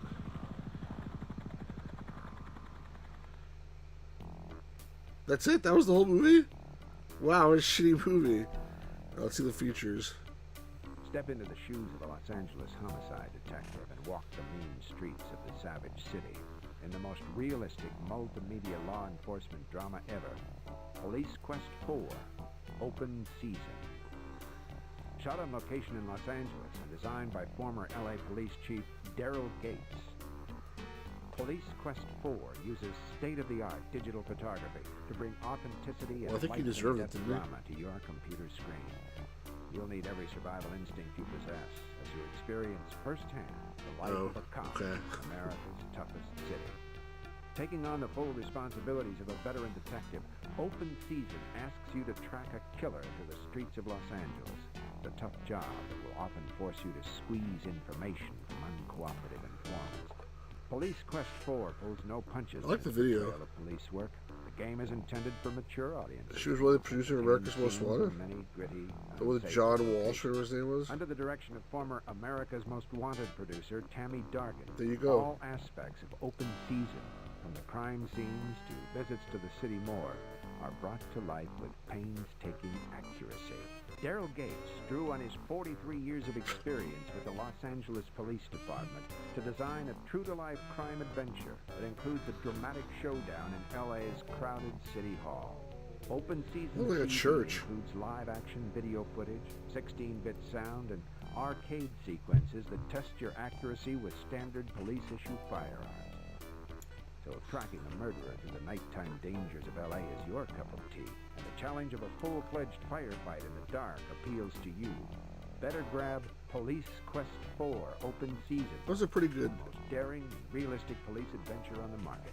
Good solid Available video. now for all computer gaming platforms. Not bad. Alright. And finally, or penultimately, Gabriel Knight. Let's see who does the intro video. Did the last one have a demo? that I started to play, and then I was like, no, I'm not playing this. I think that's what happened. Because I hated the demo. I didn't like the beginning of the game at all. Right, movie.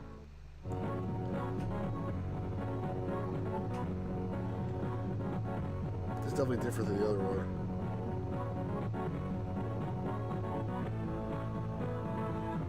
Gabriel Knight, Sins of the Fathers, is a psychological suspense story of one man's desperate search to safeguard his future by unraveling his past.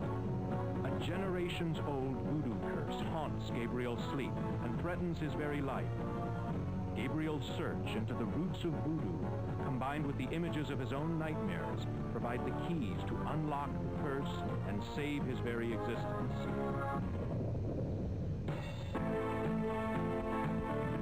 Game designer Jane Jensen and a team of programmers, artists, animators, musicians, cinematographers, actors, and other specialists have spent over a year creating this incredible adventure.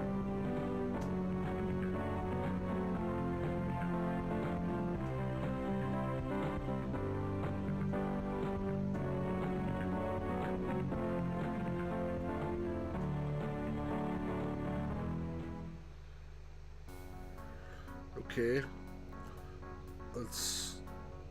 I feel like I was going to say something before, but I was waiting till it was over, and then I completely forgot what I was going to say now, because that was sort of boring. Ritual murder, voodoo black magic, the rough and tumble streets of the Big Easy.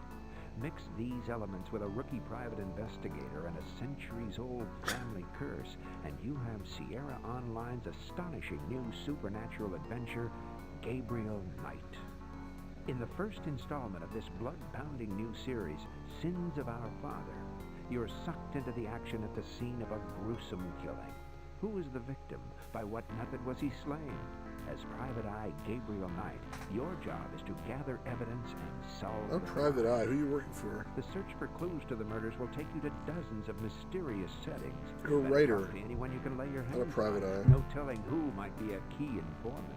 While you explore the creepy houses and caves of Louisiana's backcountry, it will become quickly obvious that this game carries on Sierra's long tradition of high-quality animation with vivid characterization. Gabriel Knight is a successful Yeah, it was the money. writer She was getting only like a couple $100,000 at Sierra, and then Gamers Grotto paid her a lot more to write the game forward. No one could be better suited to investigating the twisted nightmare of bizarre murders haunting New Orleans. Written by Jane Jensen, co-author of King's Quest VI, Gabriel Knight was designed as a true neo-Gothic computer thriller. Complete with eerie, snow-covered Castle on the Hill, the game even includes a bound and illustrated graphic novel. Gabriel Knight. He started out to write a book on voodoo, but now he's fighting for his very soul. Experience his exotic supernatural journey and unravel the dark mystery. Available now for all computer gaming platforms. What can you tell me about voodoo? Oh, it's the interview.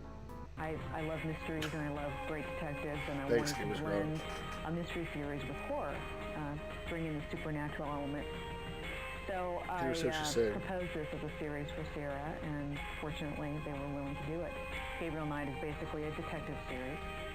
He's a little like a superhero in that he has a role, Schottenjäger, shadow hunter, and it's similar to a witch hunter, more of a Von Helsing kind of character, in that he tracks down supernatural cases and fights evil forces wherever they may arise. So what I'm working on right now is the sequel, which is The Beast Within. And it's kind of fun because the characters are so well established for me now. Number one was almost a prequel, and now I really get to take Gabriel into this role and explore his struggles, trying to be this hero because he's really not. Wow, that was so hard to understand what she was saying. If anybody else you could understand it, but most sound like Gabriel, Beast Within. They didn't do a clue what they were saying. Alright. Space Quest 6.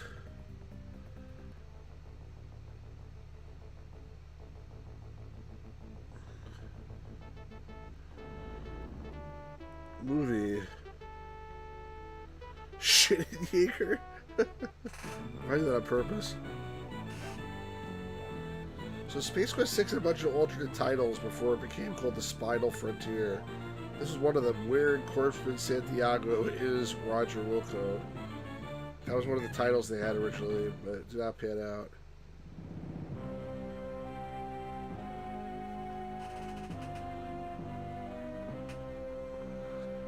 I don't care how you do it, gentlemen, so long as his body is intact. Do you understand? Yes, we got it. Yes, right. We got it. Yes, right. Good. Now, I believe you'll find him here on Polysorbate 60 on shore leave.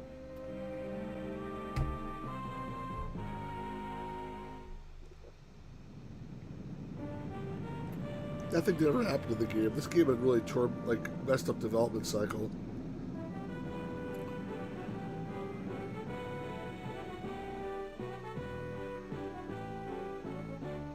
It's amazing it got finished and in such good shape. I'm ready.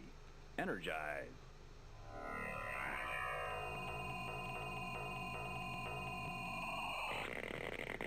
What Bug got angry about what? Oh, that.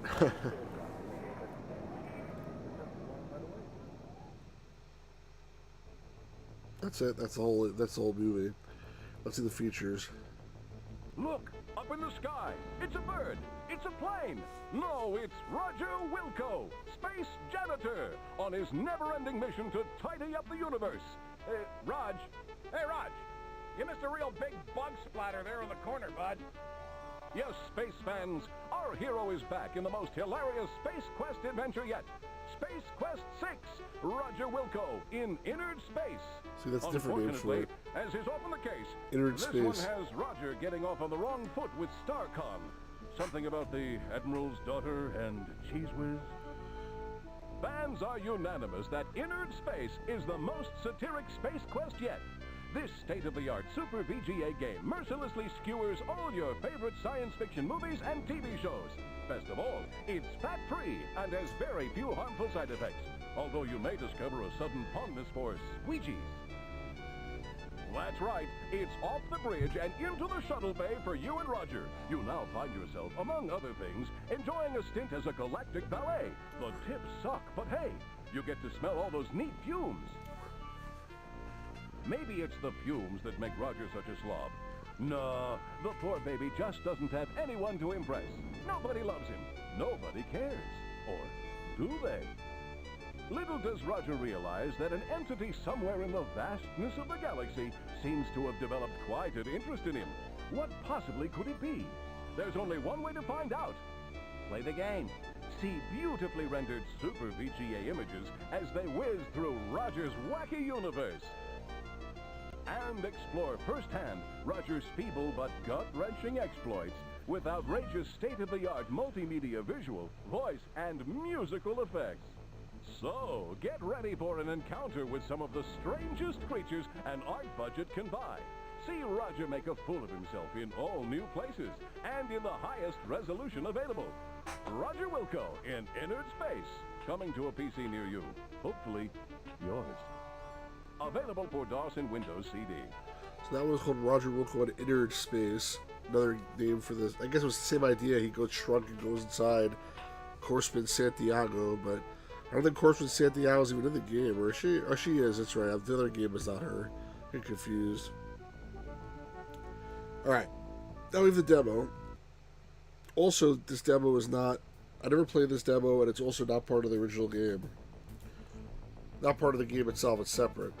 Through a series of events to humiliate and explain a mere demo, Roger Wilco once again finds himself doing those duties which he seems to have borne and misbred, cleaning up after the rest of the universe. As we begin our demo, we find Roger floating outside the main view screen of Deep Ship 86, the ship Roger is currently assigned to, while floats squeegee, micronats, and comet trails away. Deep Ship 86 is approached by a most unusual craft. As so often the case, Roger goes unnoticed as witness to what happened to his crewmates. Odd characters materialize on the bridge and convert the crew to small dessert-type spheres of some sort. After watching carefully, nearly soiling his suit, he ventures inside, not because he's so brave, he only has so much oxygen. How will he save his sorry carcass this time? Demo's better than the original game, says Gamers Grotto.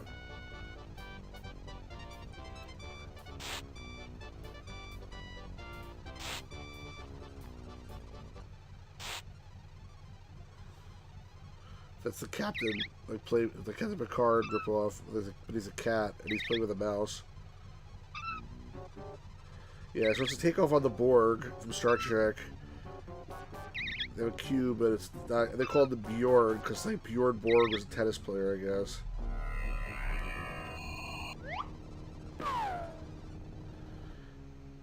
Instead of assimilating people, they turn them into these cubes, like in the original Star Trek episode called By Any Other Name.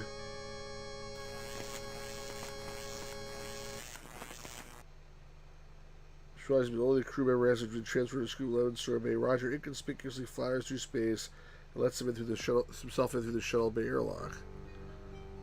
And now I'm here. Now look at this. Let's look at this spaceship.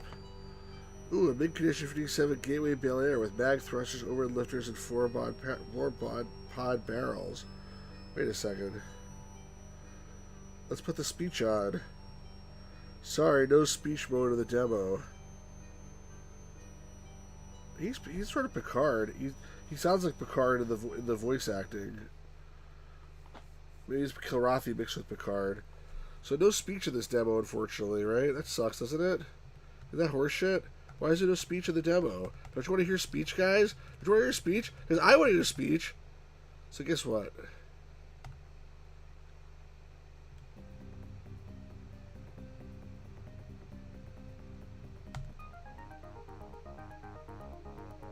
Don't worry. They may have robbed us of our speech, but this is what we're playing, right?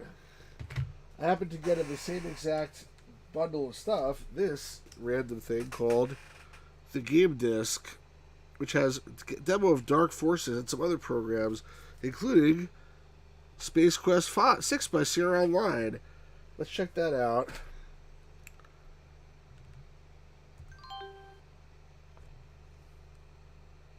Okay. DOSBox is having a seizure. Restart DOSBox.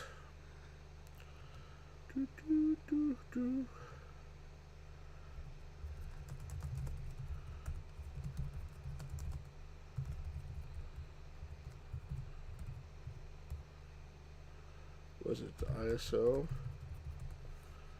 Maybe it's not bin. Come on. Let me find the file. Game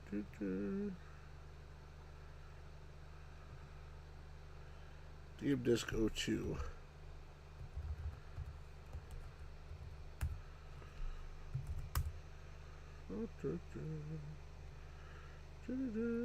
Dark Forces sign you up.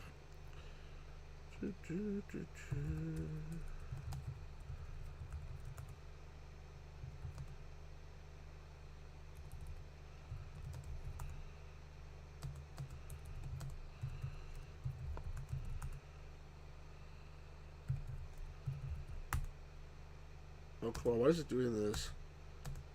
Oh, fuck you. I had this problem before, too. And it press Control-C. It doesn't stop, either. Alright, let me try this again. Hold on.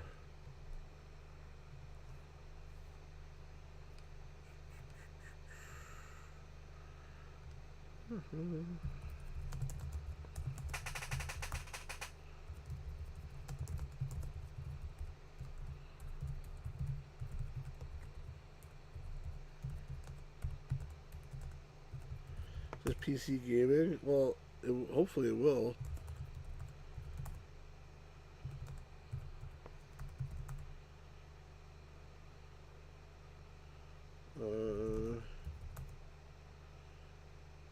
Install. I installed it already.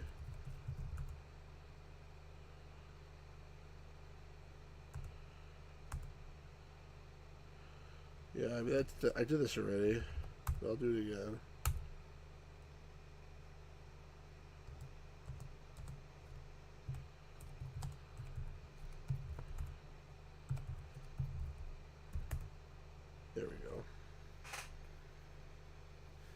Pirate Gear Boy is very sharp.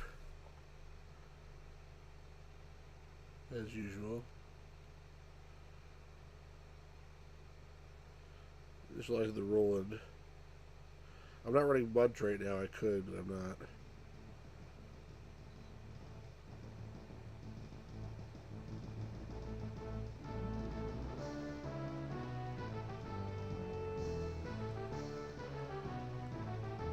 Almost the same, but not quite. That stuff about see your local retailer, that stuff wasn't in the original one. But this stuff is all exactly the same here.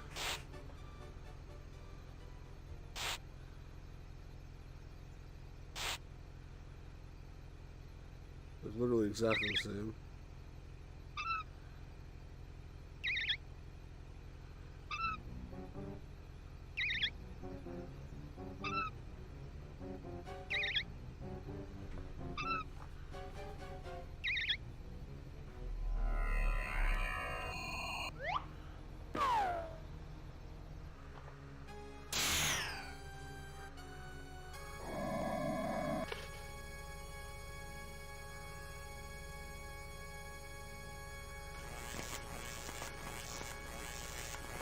I guess I'm the only crew member who hasn't been transformed into a scoop of lemon sorbet.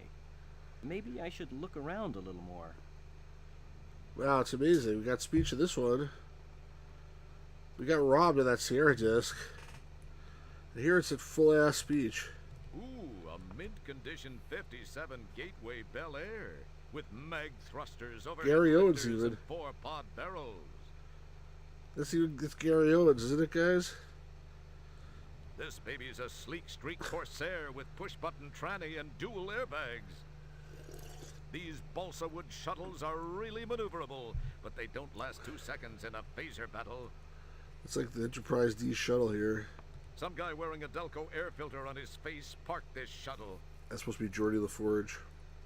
Or what can I do about the Bjorns? This large, well-ventilated shuttle bay is probably the largest single room on the ship. It's also like a X-wing over here. You can often find or a Y-wing. Lego peds playing hacky sack in here. It's supposed to be Luke Speeder, or I'm not sure. You hear a disembodied voice saying, "Remember your parking space, Luke." That's funny. This refueling pillar signifies parking section F8. I thought you could do something with the gas. Instead of F8, this post used to have a picture of a large cartoon mouse, but Starcon removed it after being threatened with legal action by the same company that lost its shirt on Andromeda Disney, the first amusement park on Andromeda. Cute. This support is labeled F9 so that entities can easily find where they park their shuttles, pods, runabouts, and other mini-ships. The Deep Ship's shuttle has a reserved spot in this row. I love the speech here. There are composts like these scattered throughout the shuttle bay, so you never have to walk too far from where you parked. This refueling instead.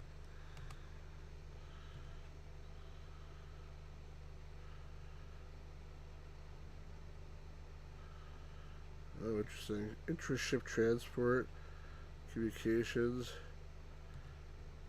entity database, node races.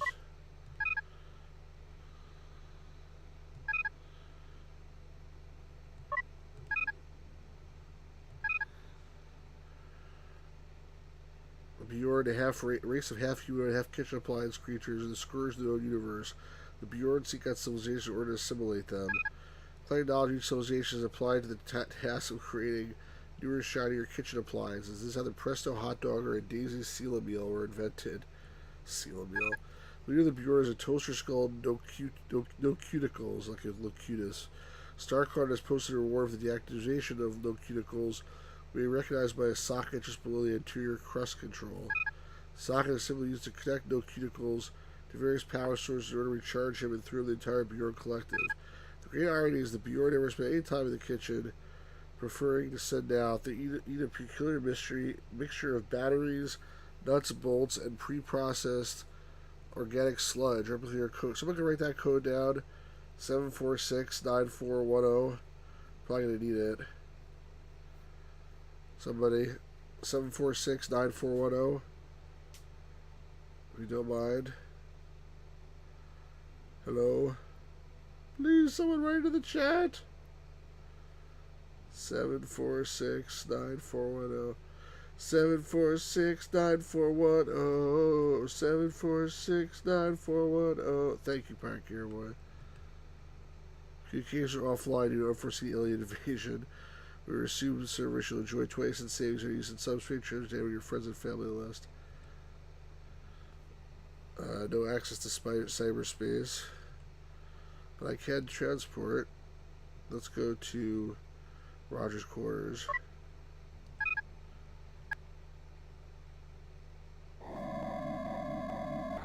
It's a great transportation device. What do I have in my pockets right now? Don't even bother looking in your pockets. You are carrying nothing. Nada. Zip. Zip. Forget to put. This is a Beetlejuice clamoring hagfish fern. You've tried everything you could think of to get it back to health. Unfortunately, all you could think of to do was to stand over it and say, Beetlejuice, Beetlejuice, Beetlejuice. Hey, it's the Pocket Pal terminal you filched from an abandoned land speeder on Xenon during Space Quest 4. Yay.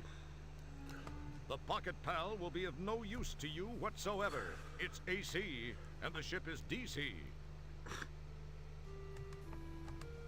Wow, it's the old translating gadget you used to communicate with the subterranean alien back on the planet Corona in Space Quest 1.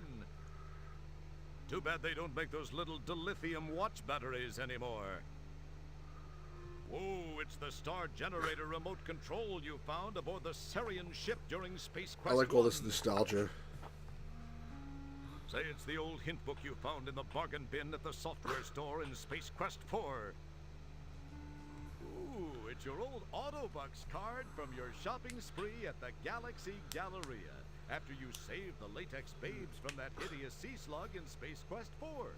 It's expired, unfortunately, but then you don't need much money aboard the deep ship. It's your old Labion Terror Beast mating whistle from Space Quest 2. This is awesome. Wow, it's your official employment rejection letter from Sierra Online at the end of Space Quest 3. They gave me a letter? Wow, it just says, not a chance. And it's signed by Ken Williams. That's a cigar from the Monolith Burger guy. It's a discarded cigar stub from the Galaxy Galleria in Space Quest 4. That's so funny. Those are the matches from Space Quest 1, Corona. Hey, here's that pack of matches you stole from the Eulance Flats bar when you returned to Space Quest 1 during the time travel sequence in Space Quest 4. This little thing here. It's your life savings. Like one Buckazoid or something? The table appears... You won't need that Buckazoid on board. You won't need it. It's that cigar butt is a piece of your history.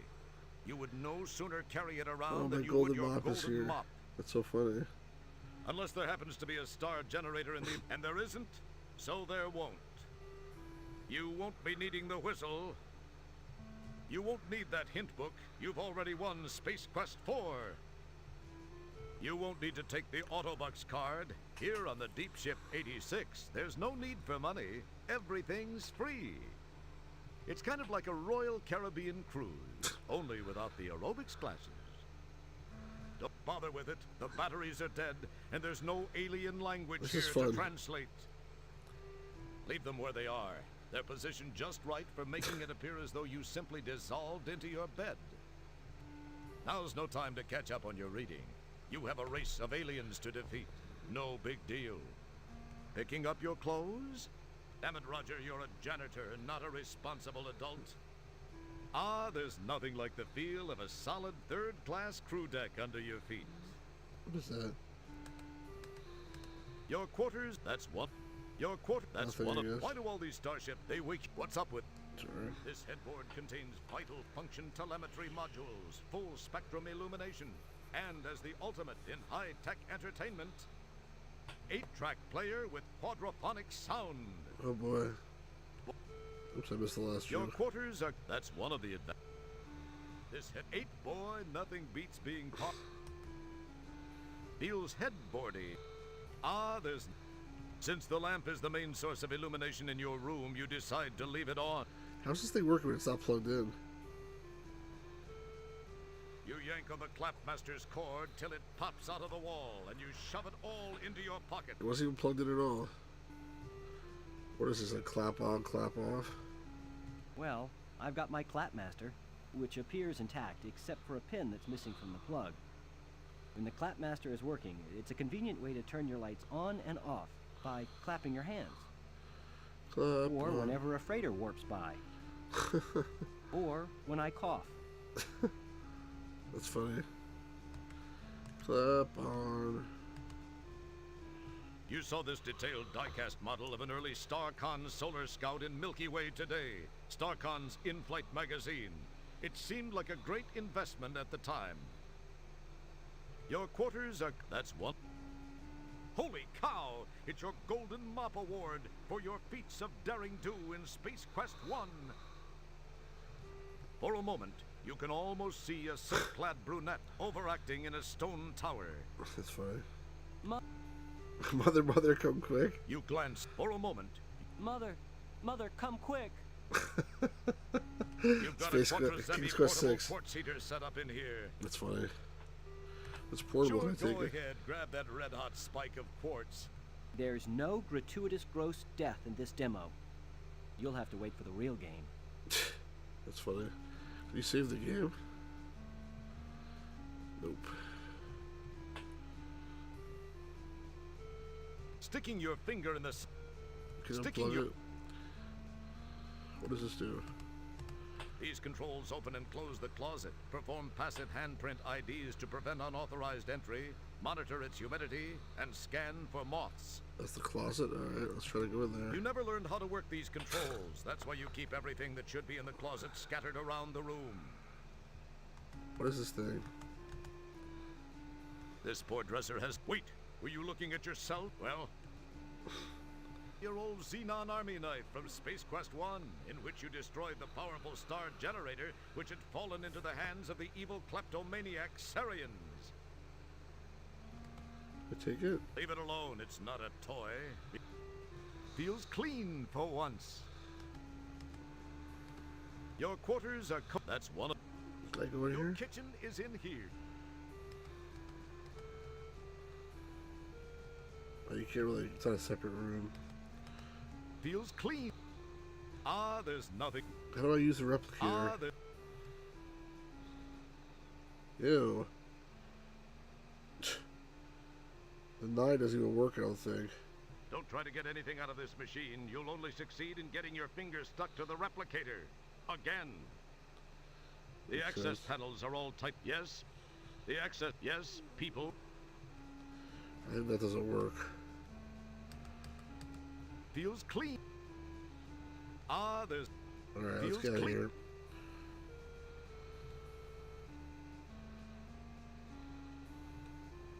Let's go to 8 rear. It's like 10 forward, I guess.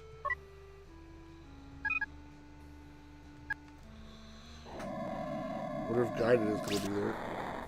Nope, it's completely empty. You can't detach... Mr. Soylent. This world's a great big ball of dirt with 50 billion souls who like to sit around and veg down in the dark like moles. But me, I'm just the kind of girl who loves the open air and bits of unburned hydrocarbons blowing through my hair. New Soylent Clear at last is here with clearly better taste. Less people too, like me and you, and less reprocessed waste. Soylent More Clear. hearty crunch for snacks or lunch, it's crystal clear to see. It's gross. New Soylent Clear, the last frontier for folks like you and me. It's a, in case anyone doesn't know, it's a takeoff on an old Soylent Clear, clearly less people, clearly more taste. on a movie called Soylent Green with Charlton Heston.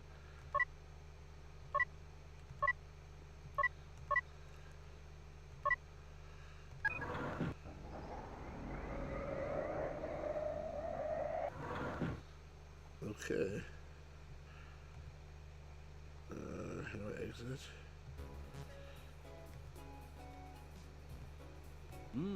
Freshly replicated Bjorn Chow, chock full of nuts and bolts.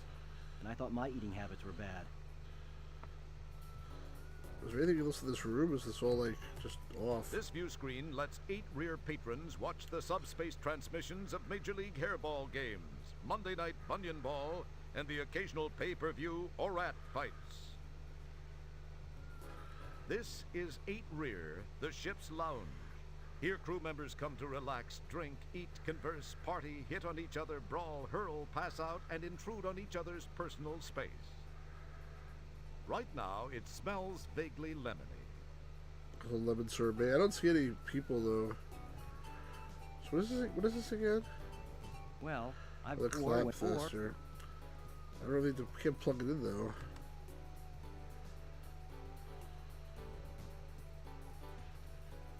I can use the database again. Ship's functions. Halojoids.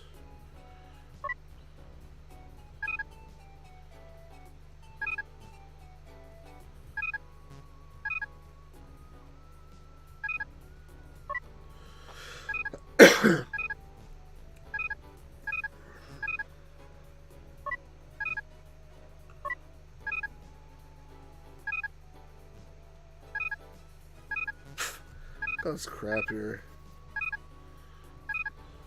Why do you a periodic table? Totally dealing about periodically.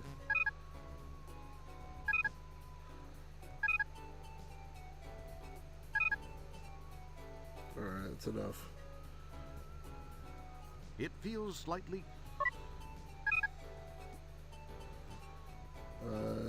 Nothing. Alright, let's go to ship transport. I'll try to go to the bridge, and I should probably just die if I do that. The Borg dude is right there. Can I, like, eat this? Use my mouth on it? Just so you know, I think you make a lousy commander. Oh, I thought I could eat it. You're impatient, gruff, rude, crude, and barely housebroken. I like you much better as sorbet. This way, you're pleasant and lemony, with no aftertaste, and just a hint of mint. I hope you don't remember any of what I said when and if I rescue you. Can I talk to this guy too? How are you feeling?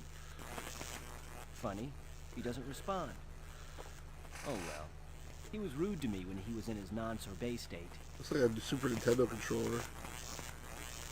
Apparently, having suddenly been reduced to an orthogonal block of semi-organic packing material, the communications officer is in a pensive mood and doesn't wish to talk to me. Oh well. He wasn't a very good conversationalist anyway. This appears to be the head Bjorn. He's either draining energy from the pattern buffers or absorbing all the information stored in the computer by bombarding it with nucleonic radiation. I hate it when that happens. There's a curious socket of some sort just below the toaster mounted on his head. So it must be the guy that we're looking for. This appears to... No, I sure don't want to draw his attention. I'll just let him do whatever he's doing, which appears to be sucking all the data off the ship's hard drive. Including all those politically incorrect GIF files in your conveniently mislabeled Excel directory. That's really funny. Somebody provided a power socket here. How thoughtful. How convenient. I really have the adapter thing. With these controls, Commander Kielbasa can adjust the elevation, tilt, rotation, and firmness level of his command center. And if you put in a quarter, it'll massage 320 different acupressure points. These new kitty litter boxes use warp plasma redundancy circuits to release concentrated air freshener gradually for up to 45 days. With these controls, Commander Kielbasa can override navigational subsystems, access ship-wide computer functions, perform sensor sweeps, and get to level 6 of Super Nunzio World. Super Mario World. This is the Science Station, housing the advanced sensor systems, extended computer reference modules, and pattern detectors. The engineering and tactical displays respond to intelligent voice commands. Maybe if the security officer had been monitoring his station instead of playing 2D chess with Dr. Flathead in 8 Rear, Bjorn wouldn't have been able to take over the ship. And they thought I was a slacker. I thought I was a slacker. This is the engineering station where the power grids and engines are constantly monitored to make sure they're within StarCon spec. Or at least somewhere around a point close to an approximation of the same general idea of StarCon spec. The engineering and tactics, yes, you... Occupado. You activate the level 1 pattern detector.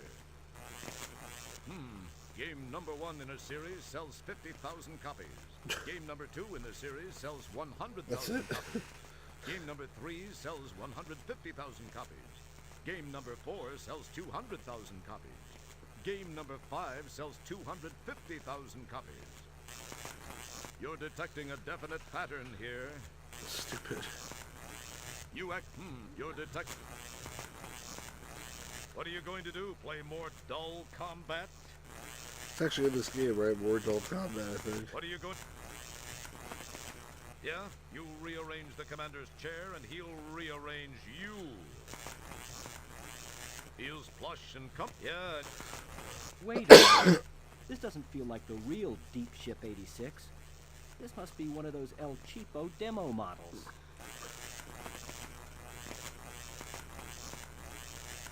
Not on a bet. Boy, this baby's... Alright, let's see what I made something with the shuttle bay that I missed.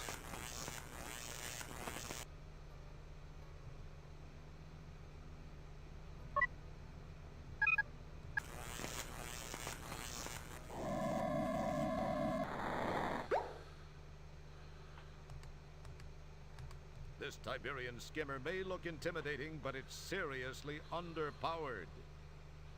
And that clear steel compound cockpit is particularly vulnerable to meteorites, baryon radiation, and large insects. It's a standard StarCon shuttle built for speed and maneuverability. Unfortunately, with a budget of only 550,000 bucks, RP they had to Garrett, leave off certain amenities, like airtight seals, decent shields, and restrooms. Beauty. A true museum-quality McKinley Ultramarine Blue Runner. It will be mine. Oh yes, it will be mine. This is Wayne's World. Some woman driver parked her shuttle here and contaminated the whole deep ship with these acid-bleeding, multi-jawed exoskeletal aliens, and you had a really huge mess to clean up. Just for that, Kielbasa refused to validate her parking slip.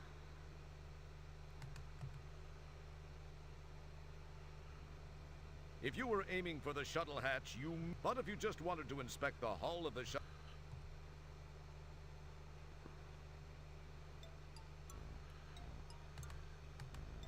The shuttle always looks trashed like this when it gets back from one of those intergalactic tailgate parties. Who in the world left all this trash in here? Isn't somebody supposed to clean up the shuttle when it comes back from a mission? Yeah, you dumbass. Wait. Oh, that's me. It doesn't look so bad in here. I have played the full game of Space Quest 6, but I never played the demo. Oops.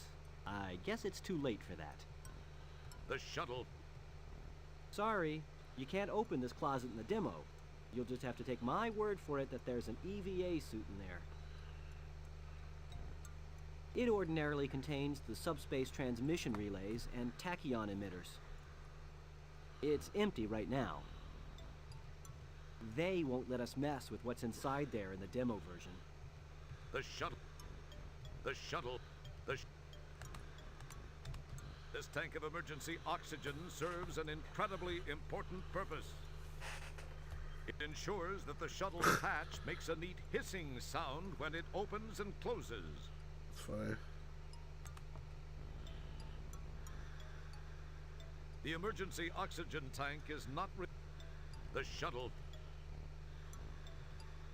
You're not that. The shut. These are the seats for the pilot and navigator, built of a semi-translucent gel foam that molds itself to the shape of whoever's sitting in it. The semi-transparency also makes it easier to spot loose change and crumbs that have fallen between the cushions. These are the seats. We won't be sitting in these seats. At least, not in the demo. Too bad. We won't. All right, a pair of lightweight octaminium pliers. I'll just be taking these. Take them. Surely no one will miss these pliers, since everyone around here is busy being lemon sorbet. What about this? There's a roll of duct tape in here. You can never have too much of that. A janitor never runs out of uses for duct tape. I'll just help myself to this roll.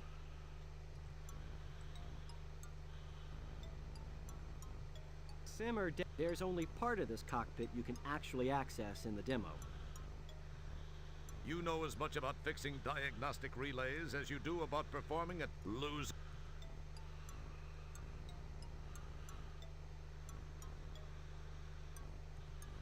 I guess they do ply. Darn. I guess pliering the broken Clapmaster isn't helping things. Something seems right about this. I think I'll try imitating some of the smarter maintenance engineers I've observed through the years and wrap the duct tape around the pliers' handles. Why? Why did I do that? I think wrapping the aluminum pliers with duct tape makes them relatively safe for handling live electrical components. Okay. Darn. Nothing. It probably seemed like a good idea to you at one time. Where's her live electrical components I have to worry about? The shuttle. Don't pick it.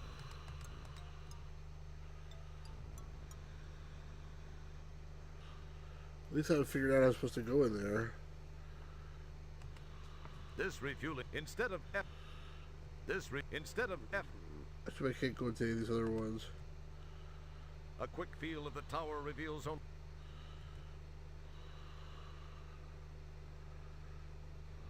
You won't be doing any refueling.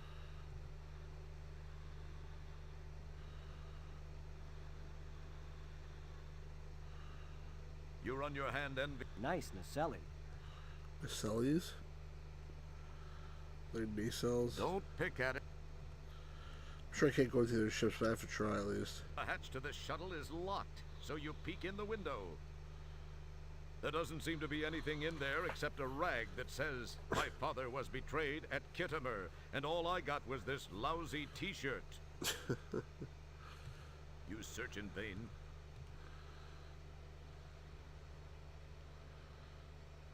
Oh yeah, real smart. Let's go poking around inside a pod that's probably carrying a half-dozen miniature face-hugging, saliva-dripping, face-eating, exoskeletal alien piranha things. And while we're at it, let's split up so that we're all alone and defenseless, okay? No. Careful, if you scratch this baby and...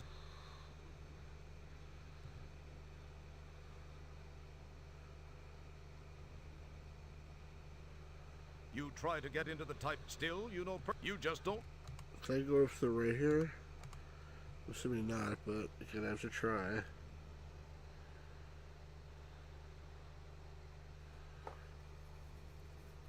Nope, probably can't go this way either. But again, I have to try.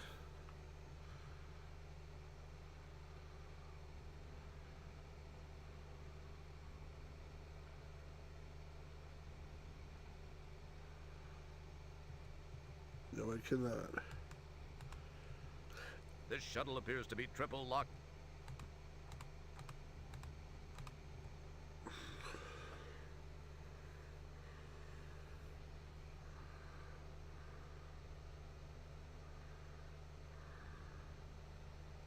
It feels slightly...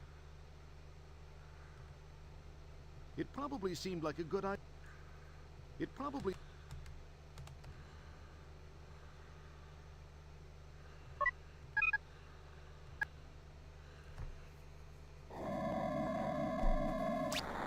There's no live wires here that I'm aware of, unless there's something around the corner here that I didn't see.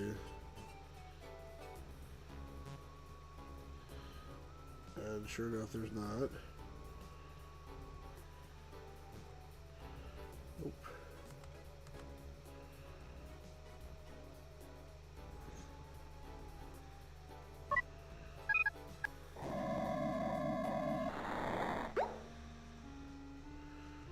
There's oh, this thing.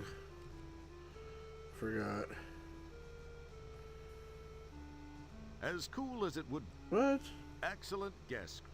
Really? As cool as.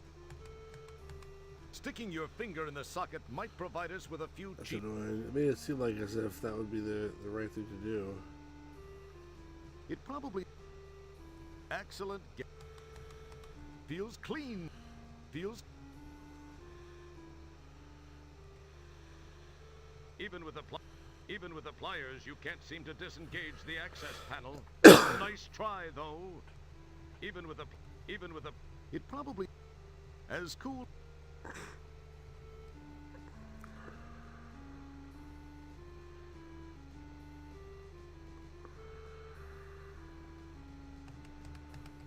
There's, don't touch that.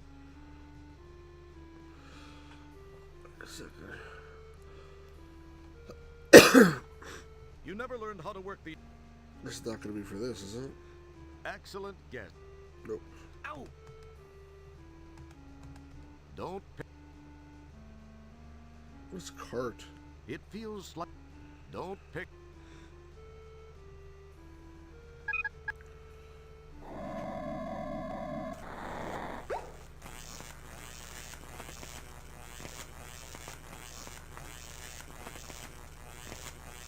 Excellent. What's it do with this dude? It probably seemed like a excellent. It probably seemed. Jeez, I can't do anything. Cool. Excellent. It probably. My highly developed instincts for self-preservation prevent me from foolishly sticking my fingers in the socket. What are you trying to do? Kill me? Gamers God, have you played this before?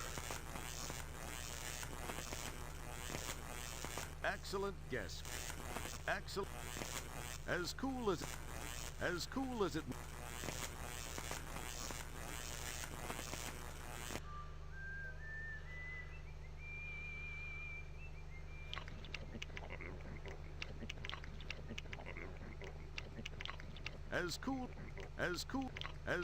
It probably seemed like.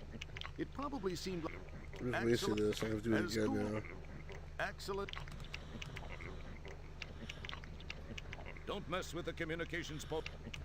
Lemon is a lemon. The engineer. Yes, you're. Lemon is a good. It probably. Fuck. Can I plug this into him? Excellent guess. It probably seemed. Yeah, that's a good idea. As cool. Darn. I guess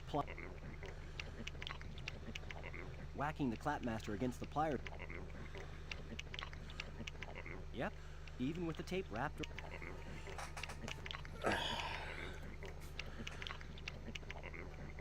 I mean, I feel like I'm supposed to connect this to him somehow.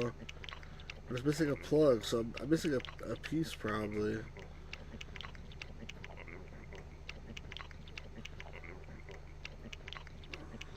It probably seemed. As cool. It's probably best not to prod the Bjorn while he's eating. I might just draw back a stump.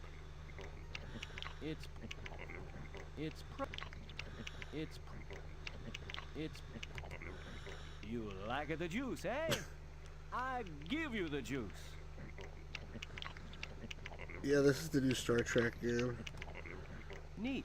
The Bjorn, smelling that fragrant plate of Gloppen hardware, is chowing down.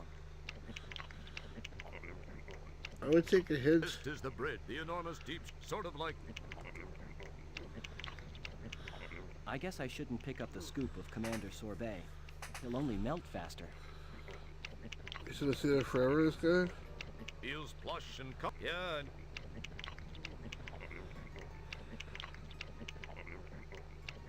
What am I missing here?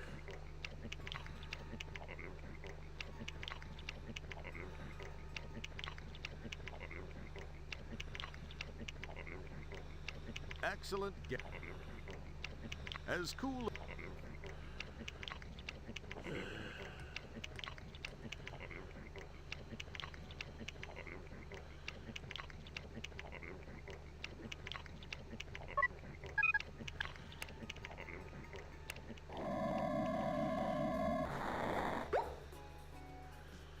You can't detach that without a ZyQuest torque phase shifter. It probably... Excellent. Well, I think I tried, but like it says missing a piece. Even with the pliers, you can't... It probably... The access panels are...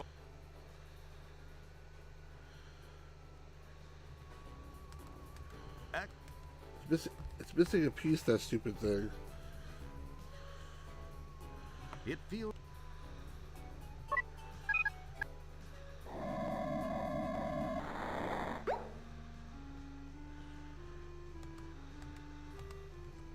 It's a 4-socket recursive current subspace grounded outlet with your Clapmaster plugged into it.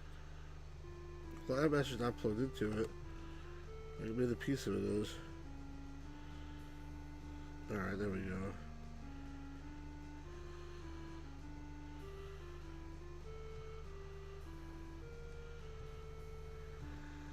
Cool. I didn't think that would work. Go figure. Gosh, I guess I've proven that I have the ability to be more than just a mediocre janitor. I could also be a mediocre electrician.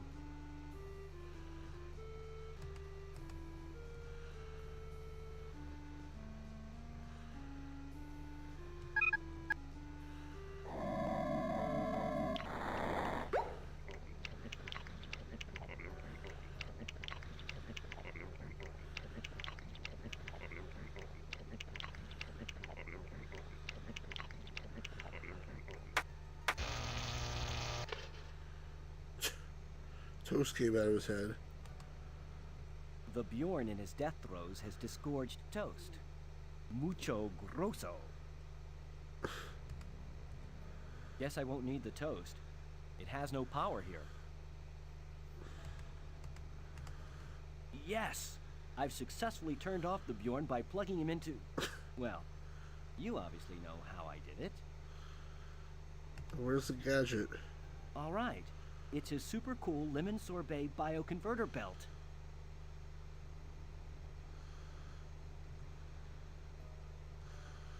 Alright, I got his belt.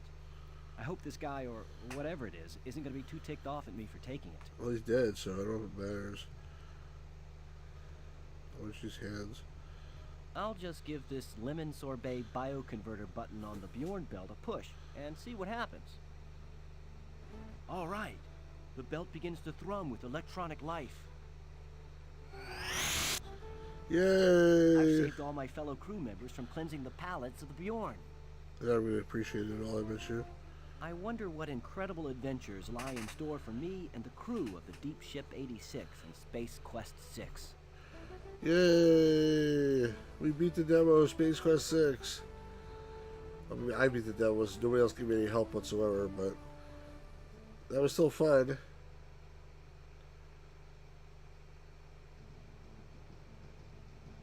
Let's go back to the beginning.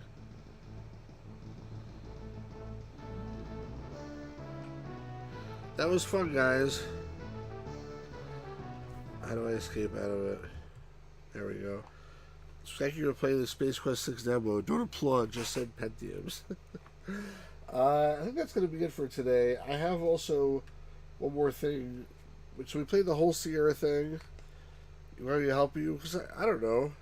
I also have this one other thing here, which I'm not going to do today, I don't think, but it's this.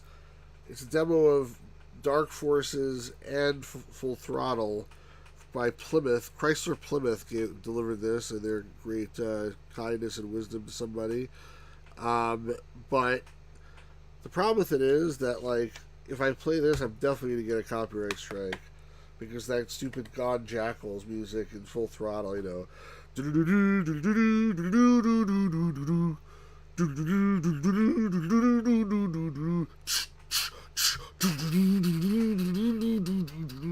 It's a good music, but I'm going to copyright strike for it, and I don't really want that to happen. So I think I'm going to end it here. Maybe I'll do that on a separate stream at some point when I don't mind getting copyright stricken the entire 2.5 hour long thing. Why? Because I'm sure there's like some stupid thing in YouTube for it. I don't know why. You don't think you should strike? Oh, maybe. Okay, well, like I said, anyway, it's been 2.5 hours. It's time to stop here. We'll play that at a different time. Yeah, it's already 1:30 in the morning here on the East Coast, so thanks everyone for being here. If you're watching this after the fact, make sure you like and subscribe, and if you're watching this now, make sure you like. A lot of people are here that didn't like. 37 views, but only 5 likes, unfortunately. What can you do? But thank you to all the cool people who are here, including Palpuck, Always Asleep, Lewis, Pirate Gamer Boy, Ryan Trick, and Christopher Slovic. And who else was here? Andy. I'm just scrolling down the list. Johnny Bond was here. That's right. It's been so long a stream, I forgot it was here already. And I think that's everybody in terms of the cool people. And also thank you to Jeremy from the Gamers Grotto. I'm just kidding. He's also one of the cool people, of course. 1 more hour we do music impressions. I could do them for an hour, but I have an uncanny ability to remember tunes. Like I just also start whistling like weird tunes from like Castlevania and stuff like that from like the middle of the game. You know, it's I don't know. Like do do do do do do do do do do do do do do do do. Do do do do do do do do do do do do do do do do do